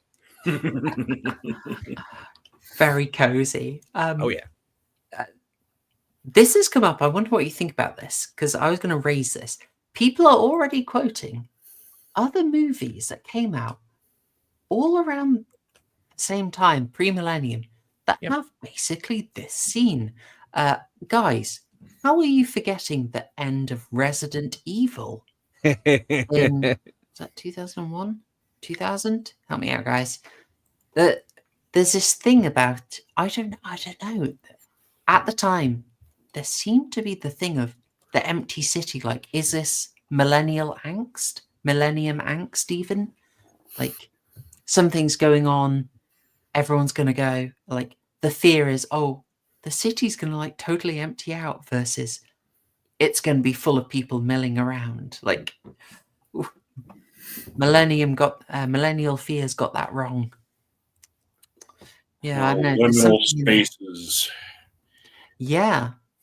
That's sort of why it's creepy, because it should be busy. You just feel. Oh, yeah. Oh, 2002 Resident Evil. Crikey. If only there were someone in the chat who had an encyclopedic knowledge of the Resident Evil series. I feel like, given that we might be a bit stretched for time, we should get ourselves to the the most important issue, which is addressing this guy who plays Weaver. Now, obviously, you all wanted to talk about this guy, and you're wondering, where do I know him from? Where do I know this chap?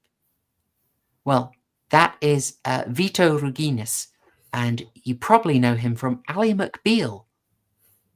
No? Oh boy! All right. I had to pause when I saw him, because I was like, wait, that's the guy from the pilot episode of Angel in 1999, same year he appeared in Ally McBeal. He was also in Star Trek: The Next Generation in the episode The Arsenal of Freedom, if you're wondering. All right, was he? Yes, I just had to look. Oh, that's right. He was the chief engineer. Yeah. He was Lieutenant Commander. What's his face? Yeah. Chief engineer. No, you're right. Chief Engineer Logan. You got it. You nailed it. Yeah. Because I won't go into Star Trek. Trust me. We're already pressed for time.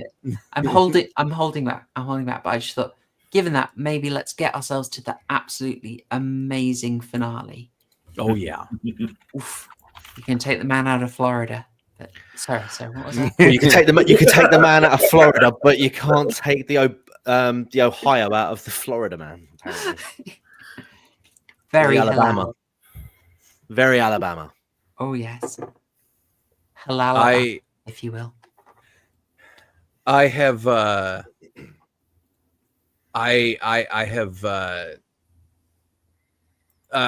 very rarely will you ever come across a better performance from Al Pacino or most other people than the monologue. Let me tell you something about God. Like, oh my God, like it's incredible. No one here could do it justice. You can't. Like it's astounding. One of the best performances in cinematic history. Like Keanu Reeves he doesn't like totally flat it, but he doesn't at all try and compete, which is great. He just like he kind of plays a straight man and just lets Pacino go all out and dominate it. It's so good. Yeah, like my name for this episode is a reference to it, where he really does embody the bitterness that if Satan was a literal being, and I'm not gonna get into the minutia of the Western canon or anything right now, but if Satan was a literal being, he would be very, very bitter. And he embodies that better than anyone I have ever seen, ever. Like it and also his, and I genuinely do believe that this depiction of Satan actually really does like humanity. You know, where I'm a humanist, you know, like that type of thing. He's trying to see it from their point of view, or from his point of view. He's kind of projecting, but it's look, I have these feelings, I've got to go for them, right? And it's his whole point of he says he doesn't corrupt anyone, but he gives them the option. He points them towards it, but ultimately is up to them. Yeah, And he's but he's right, isn't he? It's weird because he does play by the rules, but he knows how to bend them to the point where, you know, he is getting his own way. So yeah, you got free will, but you know, our man's a master manipulator. You know, He's a nudge unit. Exactly. Yeah. I'm sorry, people of Patrick Batman, very naughty. Anyone going for that one? Kevin's like, I know. Actually, half of the ass is great. We get a Matrix style. You think? No, we're not. No, I know Kung Fu changes. No, you think that's ass you're holding? Sorry, no, we don't. No. We move on. No, thank you, Patrick. Very naughty. $2 and oh gosh, yeah. I did change. You go into the red on the audio in this scene, Adam Loves Horror. Thank you so much for the $2. Yes, I thought when I saw the big reveal, I thought to myself, Star Wars walked so the Devil's Advocate could run. Oh gosh. What do you mean? Leia and Luke. Oh yeah, yes. Obviously, Ooh-wee. Yeah. But everything is just incredible in this scene. You know, from like the yes. Okay, there you go. I was actually literally about to bring up the flawless body of Connie Nielsen being the embodiment of carnal temptation. To Al Pacino, like just laying on one of the best depictions of the devil, and not just because obviously he's trying to tempt him because Lomax has free will. He has to do this willingly, as it is very clearly explained in the movie. He has to be willing to do this. And what, for those of you who haven't seen the movie, what the main point of this scene is, like, everyone is just laying everything bare, both metaphorically and physically. And what Milton wants to do, what Satan wants to do, is he wants to take his son, who is Lomax, who is Keanu Reeves, and he wants to take his daughter, who is Connie Nielsen, the gorgeous redhead, Andrioli or whatever her name was. But what's Christabella Andrioli, I think, something like that. They wanted to take, and they want, he needs them to consummate, to basically create, although it's never said, it is just assumed, just like a lot of things in this movie that you take for granted, it is assumed that they are going to bring forth the Antichrist for the new millennium. And but the thing is they need Lomax to do this properly. They need to do it willingly. And I was going to say, there's something that they get so good with this, is that they just don't. You can see a version of the script where they start going into arcane terms and chanting and say, if we bring out the crucible of Balinor, and then it's no, they don't care. They know this stuff. They're not going to get into specifics of this will create the Antichrist. They just don't get into that water that could sound like a bad D&D session. Yeah. But they don't need to. Are just like, she is nevertheless setting up an altar. She knows what she's doing. Oh, yeah. But she's not going to give you terrible dialogue. No, because you don't need it. It is assumed, which again leads even more to metaphorical versus literal, even in this scene. And by the way, if and when you do watch this scene, like, because this is why I say you need to watch this twice in order to properly get it, because throughout this entire scene, there is a white marble sculpture in the background. And it's in there. It's been there the entire time throughout the whole scene, but now it's moving and it's writhing. And there is, right there. Bodies in the blanks. And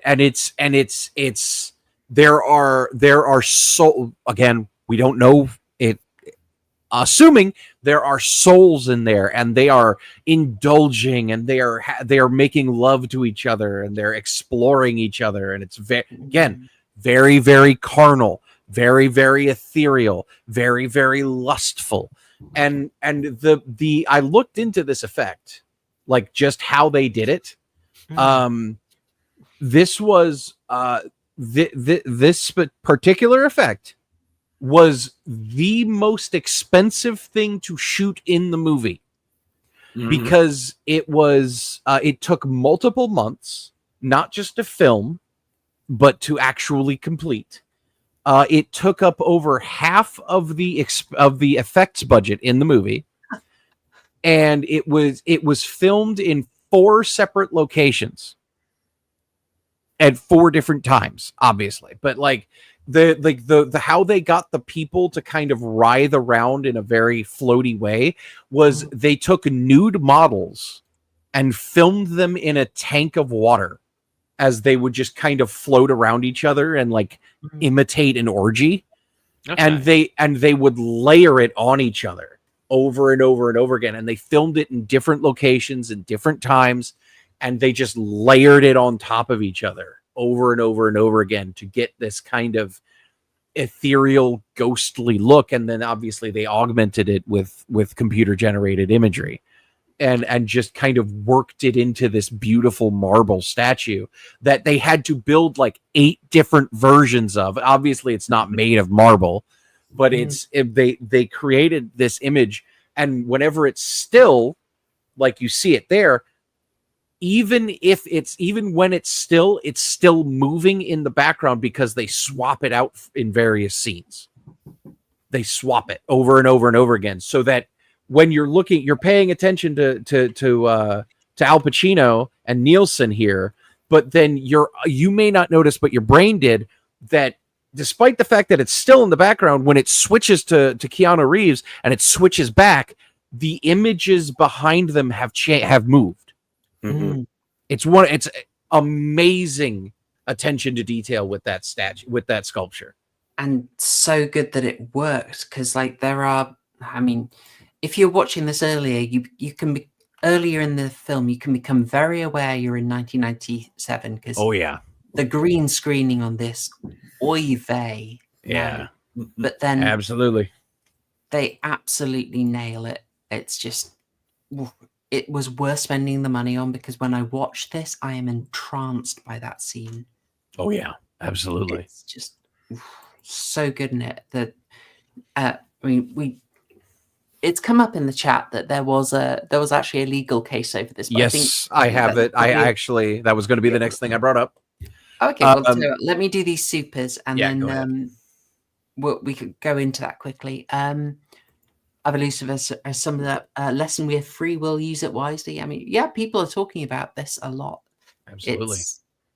You've got to be aware of it, especially, this seems more timely than ever that ultimately you are getting nudged, but you do have to think. You do have to take responsibility for it. This is why I'm like, this film is not going along with the message that is currently put out there, a strong personal responsibility argument, a strong sort of resist temptation, There's a lot in here. Thank you very much, Harvey Lucifer. One of the reasons why I think this has been forgotten in popular culture, by the way.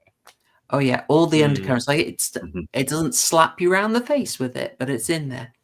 Adam Horace giving $2, saying 17 when he saw this, and the speech legit shook my faith. Yeah, it's it challenges you. It challenges you, but it's also, I just think this is a version of the devil that does make you think quite a lot. It's personified. It's really written trying to think, where would he be coming from? Yeah, it's excellent stuff. I can see why it would give people a challenge, but luckily it also doesn't get bogged down in the debate. It just sort of puts it out there for us all to think about. Oh, I quite like this comment as well. Acted like a bastard throughout the movie, then blame the devil. Many such cases. Many such cases indeed.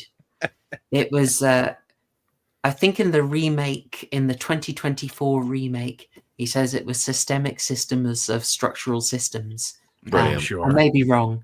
Brilliant. Cheeky actual justice warrior quotation for y'all. But yes, very true. Sorry, Wes, you had the facts about the legal case. Yeah, so just real quick, there is a beautiful sculpture in the Washington National Cathedral in Washington D.C. It's again white marble, very, very beautiful, and the sculptor named Frederick Hart sued. I can't remember the production studio that made this, but you'd think I would have that written down. It's called Ex Nihilo, I believe is how you say it. And the Frederick Hart, the creator of Ex Nihilo, sued the movie company who made this, and saying that it was copyright infringement. And while they fought it for a while, a judge threatened to postpone the home release of the VHS copies of this movie, and we definitely can't have that. So the first, I think it was a little over 500,000 copies of the VHS tape that came out had a little disclaimer saying the depiction of the mural at the final scene of this movie is in no way a reference to or related to Frederick Hart's Ex Nihilo sculpture at the National Cathedral in Washington D.C. Mm-hmm. Yeah. And they, of course, he has that on the back, and they also settled out of court for an undisclosed amount. So there you go. No, it's sensible. Worth it. It is a weird artifact though, and yeah, my DVD has that on it. Sure, is like, huh? What is that? Anyway, Ex Nihilo, if I think people might know, but that's out of nothing, so formed out of nothing. Yeah. Also, we've had a prompt from Animals Horror. Thank you very much. Also, bringing up Eve comparisons here, Nats, and let me just try and rack my brain. Actually, does someone else want to have a go? I'm not getting this immediately. How that? Let's see. I suppose yes. She is fallen for the temptation first. She becomes aware of the nakedness first, and she is the one who draws him into temptation. I can see it. Anyone else? Yay, nay? What do we think, folks? I can see it. I would say more Lilith than Eve, but yeah, sure. No, I you know, to be fair, I did get Eve vibes, but now that you mentioned Lilith, because Lilith, if I remember correctly, was the devil's firstborn daughter. No. According to its Jewish folklore, Lilith was or the first demon or something like that. She was Adam's first wife, first woman created by God. She was created whole. She wouldn't abide by Adam. She was thrown out of Eden, became the mother of all demons. Right. Okay. Yeah. So I'm getting my supernatural lore mixed up as well within that. Yeah, that will mess you up on it. Yeah, I suppose the idea of its the female influence will be kind of guiding and corrupting. Well, what was the phrase we had earlier? Many such cases. Yeah, exactly. It's kind of in there, and it does sort of fit. I mean, we brought this up as a horror and the erotic thing, and particularly this is the sort of use of seduction, of you giving in to temptation, and this image here where there's many levels to how wrong this coupling is. Oh yeah, works, but there are also factors why you would go for it anyway. I mean, look, if you were forcing me to choose between Charlize Theron and Connie Nielsen in their primes, oh god. Both. I put it on the on the thumbnail for it just because I think this is such a nicely underplayed scene. Oh But yeah. I think this one really does, and the camera work is great. So if you're just listening to the scene, it's the one where Milton has got a couple of ladies, including Connie Nielsen, heading up to the penthouse, and it's just the subtle, "Will you gonna join us?" And it's like, what's going on. It's all happening in the background, kind of blurred out. Yeah. I mean, I'm putting this is the hottest film scene in the film.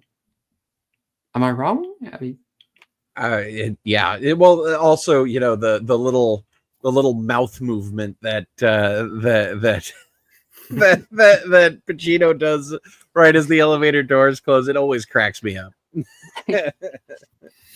But also excellent. The camera work manages to just focus just enough for you to see, and then be denied. It's like, it's that denial that makes it work. Yeah, we didn't have a secondary topic. It starts at about 15 minutes into the show.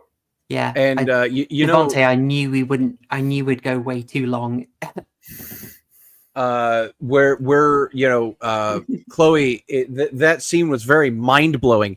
And speaking of mind-blowing, the conclusion of this movie. Yeah. Keanu self-deletes. Yeah, so the ending of this movie is he is about to he's about to fully indulge, and then Keanu Reeves goes, "Yeah, free will, right? Oh, ain't that a bitch?" And he just decides to just blow his own brains out. Wonderfully set up. He's been carrying that gun for a while. Oof. Yep. With 10th shot out of an 8-shot magazine. Was it a Chekhov's gun moment? Chekhov's it was set up, yeah. Craig T. Nelson's gun, but yes. Yeah, no, there is and then just literally all hell breaks loose. There's no metaphorical shit here. All hell literally breaks loose with it because old Poppy Satan's Angie, and he just burns everything. And it culminates in the cheesiest special effect of the thing, the stubby neon wings.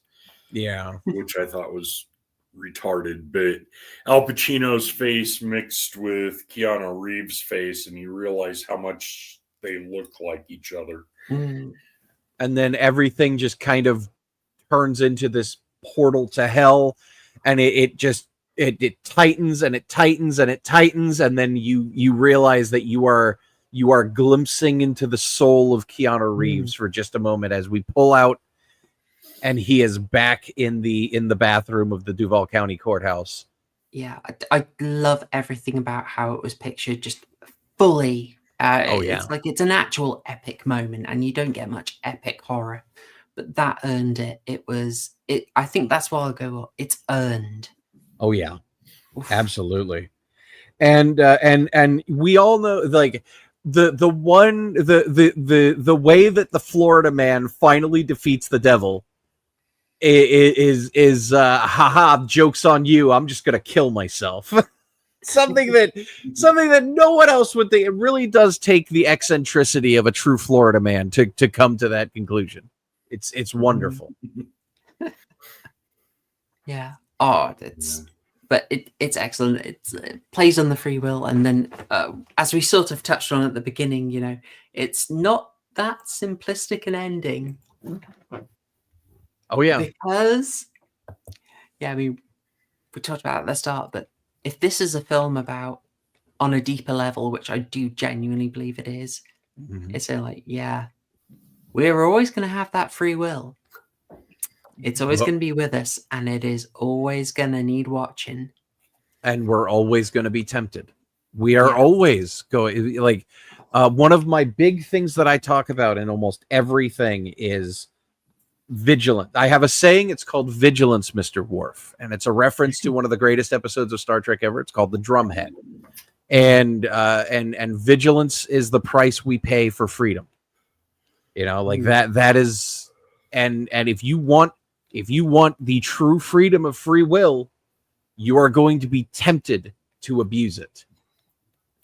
And, you know, like it's something that we as man, because we have the ability to do incredible things, great things. We have the ability to go places and do things that are incredibly kind and bring God's warmth and love to countless people, and improve the quality of life of our fellow man, and turn this world. We have the potential to turn this world into the paradise that it truly can be. We could, but at the same time, that same man that can bring so much happiness and joy and love and laughter into millions, if not billions, of people's lives, that very same man is capable of some of the most heinous atrocities that you could ever conceive of. We have both of that in us. Every single man and woman and child that has ever walked this earth has the capability of doing both and neither. It is the inherent duality of man, and that is shown here in this movie in such an incredible degree. I love it. I can't top that. I think that's amazing. That is a great summary of it. Thank you. So it's almost like I like this movie or something. I think the danger was, as has been hinted at, yes, a 4-hour version. I think, I mean, that seems like a very good point on which to go out and round up with our closing thoughts and scores. I was sad because if it were not a parenting duties, I would go on a lot longer, but that has really got the core of what this is, like all the wonderful contemporary social issues that are feeding into this, but also a very timeless theme. Absolutely. This is wonderful. Well, chat, if you want to get your closing thoughts and scores in as well, start feeding them in, and we're going to go around the panel and close off. I'm expecting high scores, guys. Can I ask who's going first? Oh, actually, Wes, do you want to go first? I mean, I'm still not familiar with the scoring system, so I would out of 12 burgers, if you want. I mean, solid. I said last time that very rare, like I am very harsh with my scoring. I will give it a solid 10 out of 12. One of the best movies I've ever seen. One of my favorite movies of all time. High 10, bordering close to 11. Only a couple of issues, as you said. Some of the special effects or visual effects, some of the CGI work, a little bit wonky. Can see a green screen every once in a while, and the ending is a bit rushed. You go from Charlize Theron giving herself some very intense act of carotid acupuncture to, by the way, you're the devil's son in about 30 seconds. So, that's pretty much the only problem with it. But there is a problem, so it's But obviously, just not a lot of cheese, except for Al Pacino. But like it's deserved. Like he's there, he's being cheesy, but it's appropriate for the role. Solid high 10 to 11 out of 12. And obviously, dude, this movie is incredibly sexy. Like it is. I mean, geez, Charlize Theron, like all the women in this are beautiful, and they are appropriately depicted as beautiful. And Kevin's mum, she's spiritually beautiful. Oh, yeah, smooth, yeah. Yeah, No. it's got a high pickle score. I mean, chat is not disagreeing with you. Yeah. What? Yeah. No. Very, very, very. Again, very spiky pickles because the danger around the eroticism is very high. But yeah, high 10 out of 12, possibly bordering on 11. Near perfect movie. It'll be a Paris pickling cucumber then, as they have spikes. Yeah, there you go. Yeah, lovely. TCG, how about yourself? right? Where they Okay. come into you? Now, when we talk about the burgers, right? Remember the menu, the film, The Menu. Oh yes. Remember Wonderful. Remember the cheeseburger he makes at the end of that. Actually Maybe. saw that yesterday. Yeah, I watched that the day before yesterday for the So- first time. My girlfriend showed it to me. it is those burgers at the end that he's making. All right, that will be formed as part of this score. So, great movie, great acting, great story, well paced, very, very entertaining, wonderful dialogue. I think you can question when it comes to things like the visual effects. I look at it at the time, and I think, in all honesty, it holds up. I don't often do this, but I'm giving it 12. I am Whoa, giving the it big 12. guns are out. I bloody enjoyed this film, especially, and as I say, it was a first time watch, and yeah, I regret waiting 27 years for it. So yeah, it was just really great, and also it reminded me that Keanu Reeves does actually have some acting range. Al Pacino was amazing, and someone needs to tell Charlize Theron that the method acting does stop after you finish, making the film. That is another thing. 12. Amazing. The atrocious accent from Keanu Reeves. But yeah, as an English guy, I didn't spot it, but Murgoot pointed it out after the fact. But you know what? You've got Benedict Cumberbatch playing an American as well in the Marvel movies. So, but Tom Holland's Spider-Man makes up for it, in my view. So, yeah. Oh, I'm chuffed to hear that. I love it when someone is like watches a film for this and then comes away just absolutely. Yeah. That's great. With a when you get a high score, it's such a delight. I couldn't pick a fault with it. I really couldn't. Yeah, I'll nitpick a couple of things, but I know I'm nitpicking. Murgoot, how about yourself, friend? Okay. The opening court scene was squick-worthy. It was meant to be. It was very effective. The transition to New York, the editing threw me off, and it was a bit of a plod, and then it really started picking up. I love the court scenes, as I said, especially the one with the goat sacrifice, the one with the land developer. That one was very, very well done. I want them to hate you. That's what I'm trying for. That whole speech was really good. The sexiness was off the scale for the most part. It was as far as you could go in a rated R movie as you could. The end was a bit rushed. The graphics were very good for the time, aside from those neon bright white angel wings, which were just god awful. I actually, since I'm watching it on my laptop, I didn't really notice the green screen problem. I did.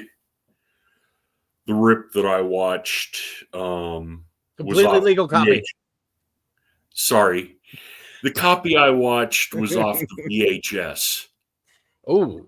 Oh, so you had the scrolling lines as well. Very few. It was a good copy. But I got the original shot of the statue as it was meant to be. Not the DVD or Blu-ray release. The ending was pretty good. I give it 9 out of 12 burgers, a lot of spicy pickles, and some ketchup for the blood. The suicide scene was rather effective, I thought. But yeah, 9 out of 12 with a lot of spicy pickles. Ooh, very strong, very strong. We got Adam Lazaro coming in with $2 saying the landlord speech. He's an absentee landlord.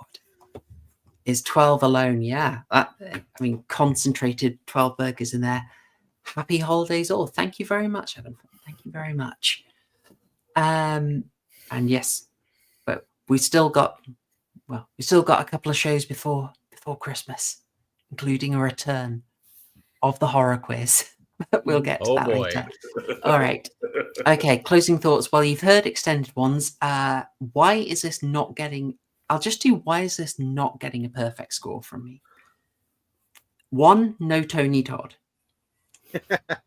2, yeah, a little rushed at the ending. A little rushed. I would happily... Don't rush it. This film could be 3 hours. I do not mind. I think I'm not going to take anything off the green screen. It is what it is. I can live with it. Doesn't bother me that much. I was nitpicking. I have a mild nitpick during Marianne's self-deletion, and I think that's purely the editing. I would have liked a long shot of the throat cutting rather than stab, reaction, draw. And that's my own nitpick for how that effect should be done. And I wasn't sure if they'd done that to sort of, again, just stay within their certificate. And it's more preference than a direct criticism. So I'm nitpicking. But having done all of those, this is an 11 for me. This is a strong 11 burgers, restrained on the ketchup, all the cheese where it's warranted, the cheese is where it needs to be, and a whole lot of pickles. And, it's a very sexy movie. It's a very sexy movie indeed. It's wonderfully done. And of course, a small serving of Haribo on the side, just where it needs to be, having the effect it's meant to have. I saved the screen cap because it's so gross. Wonderfully done. Getty turning up. It's that through line throughout the movie that makes it for me. Yeah, this is absolutely strong. 11 burgers. I wasn't sure when it'd come back, but on the rewatch, knocks it out the park. So yeah, that's it. We didn't do any topic because I knew this would be a long one. There's so much to cover on this, and I feel like to an extent we scratch the surface, but that is it is we do what we can with the time we have. So I will end us. Bloody hell. Great ass. Extreme. Thank you, Patrick Batman. By the way, Patrick Batman, I think if you left the revised list of horror shorts, as I think you did last week, I think YouTube ate it again. I think it's shadow banning those comments if you leave the link in. So if you just give me like the channel and the title, it hopefully won't block it. But it's really annoying. It just shows me how many comments are on the video. And when I check, there aren't that many I can see. So I think it's eating your comments with the lists if they've got links in. Alas. Is this a 12 out of 12 from you, Kent? No, you gave your score earlier, I think. You gave a 9, and the Henry Abb has given a 10 out of 12. Lovely. All right. Very high scores, I have to say. Yes. Deserved. Yeah, totally, 100%. Yeah. I'm going to have to wrap up. So what do we need to do? I've got to give you your horror homework. This was much requested. I wasn't going to do it. I was going to do something random, but a bunch of you requested Daughters of Darkness from 1971. Okay. We'll give it a go. Could be fun. Okay. It's Belgian. It's what? Belgian? Belgian. Mm-hmm. Yeah, it was featured on Mark Gattis's documentary on horror. So, how bad can it be? Now, I'm intrigued.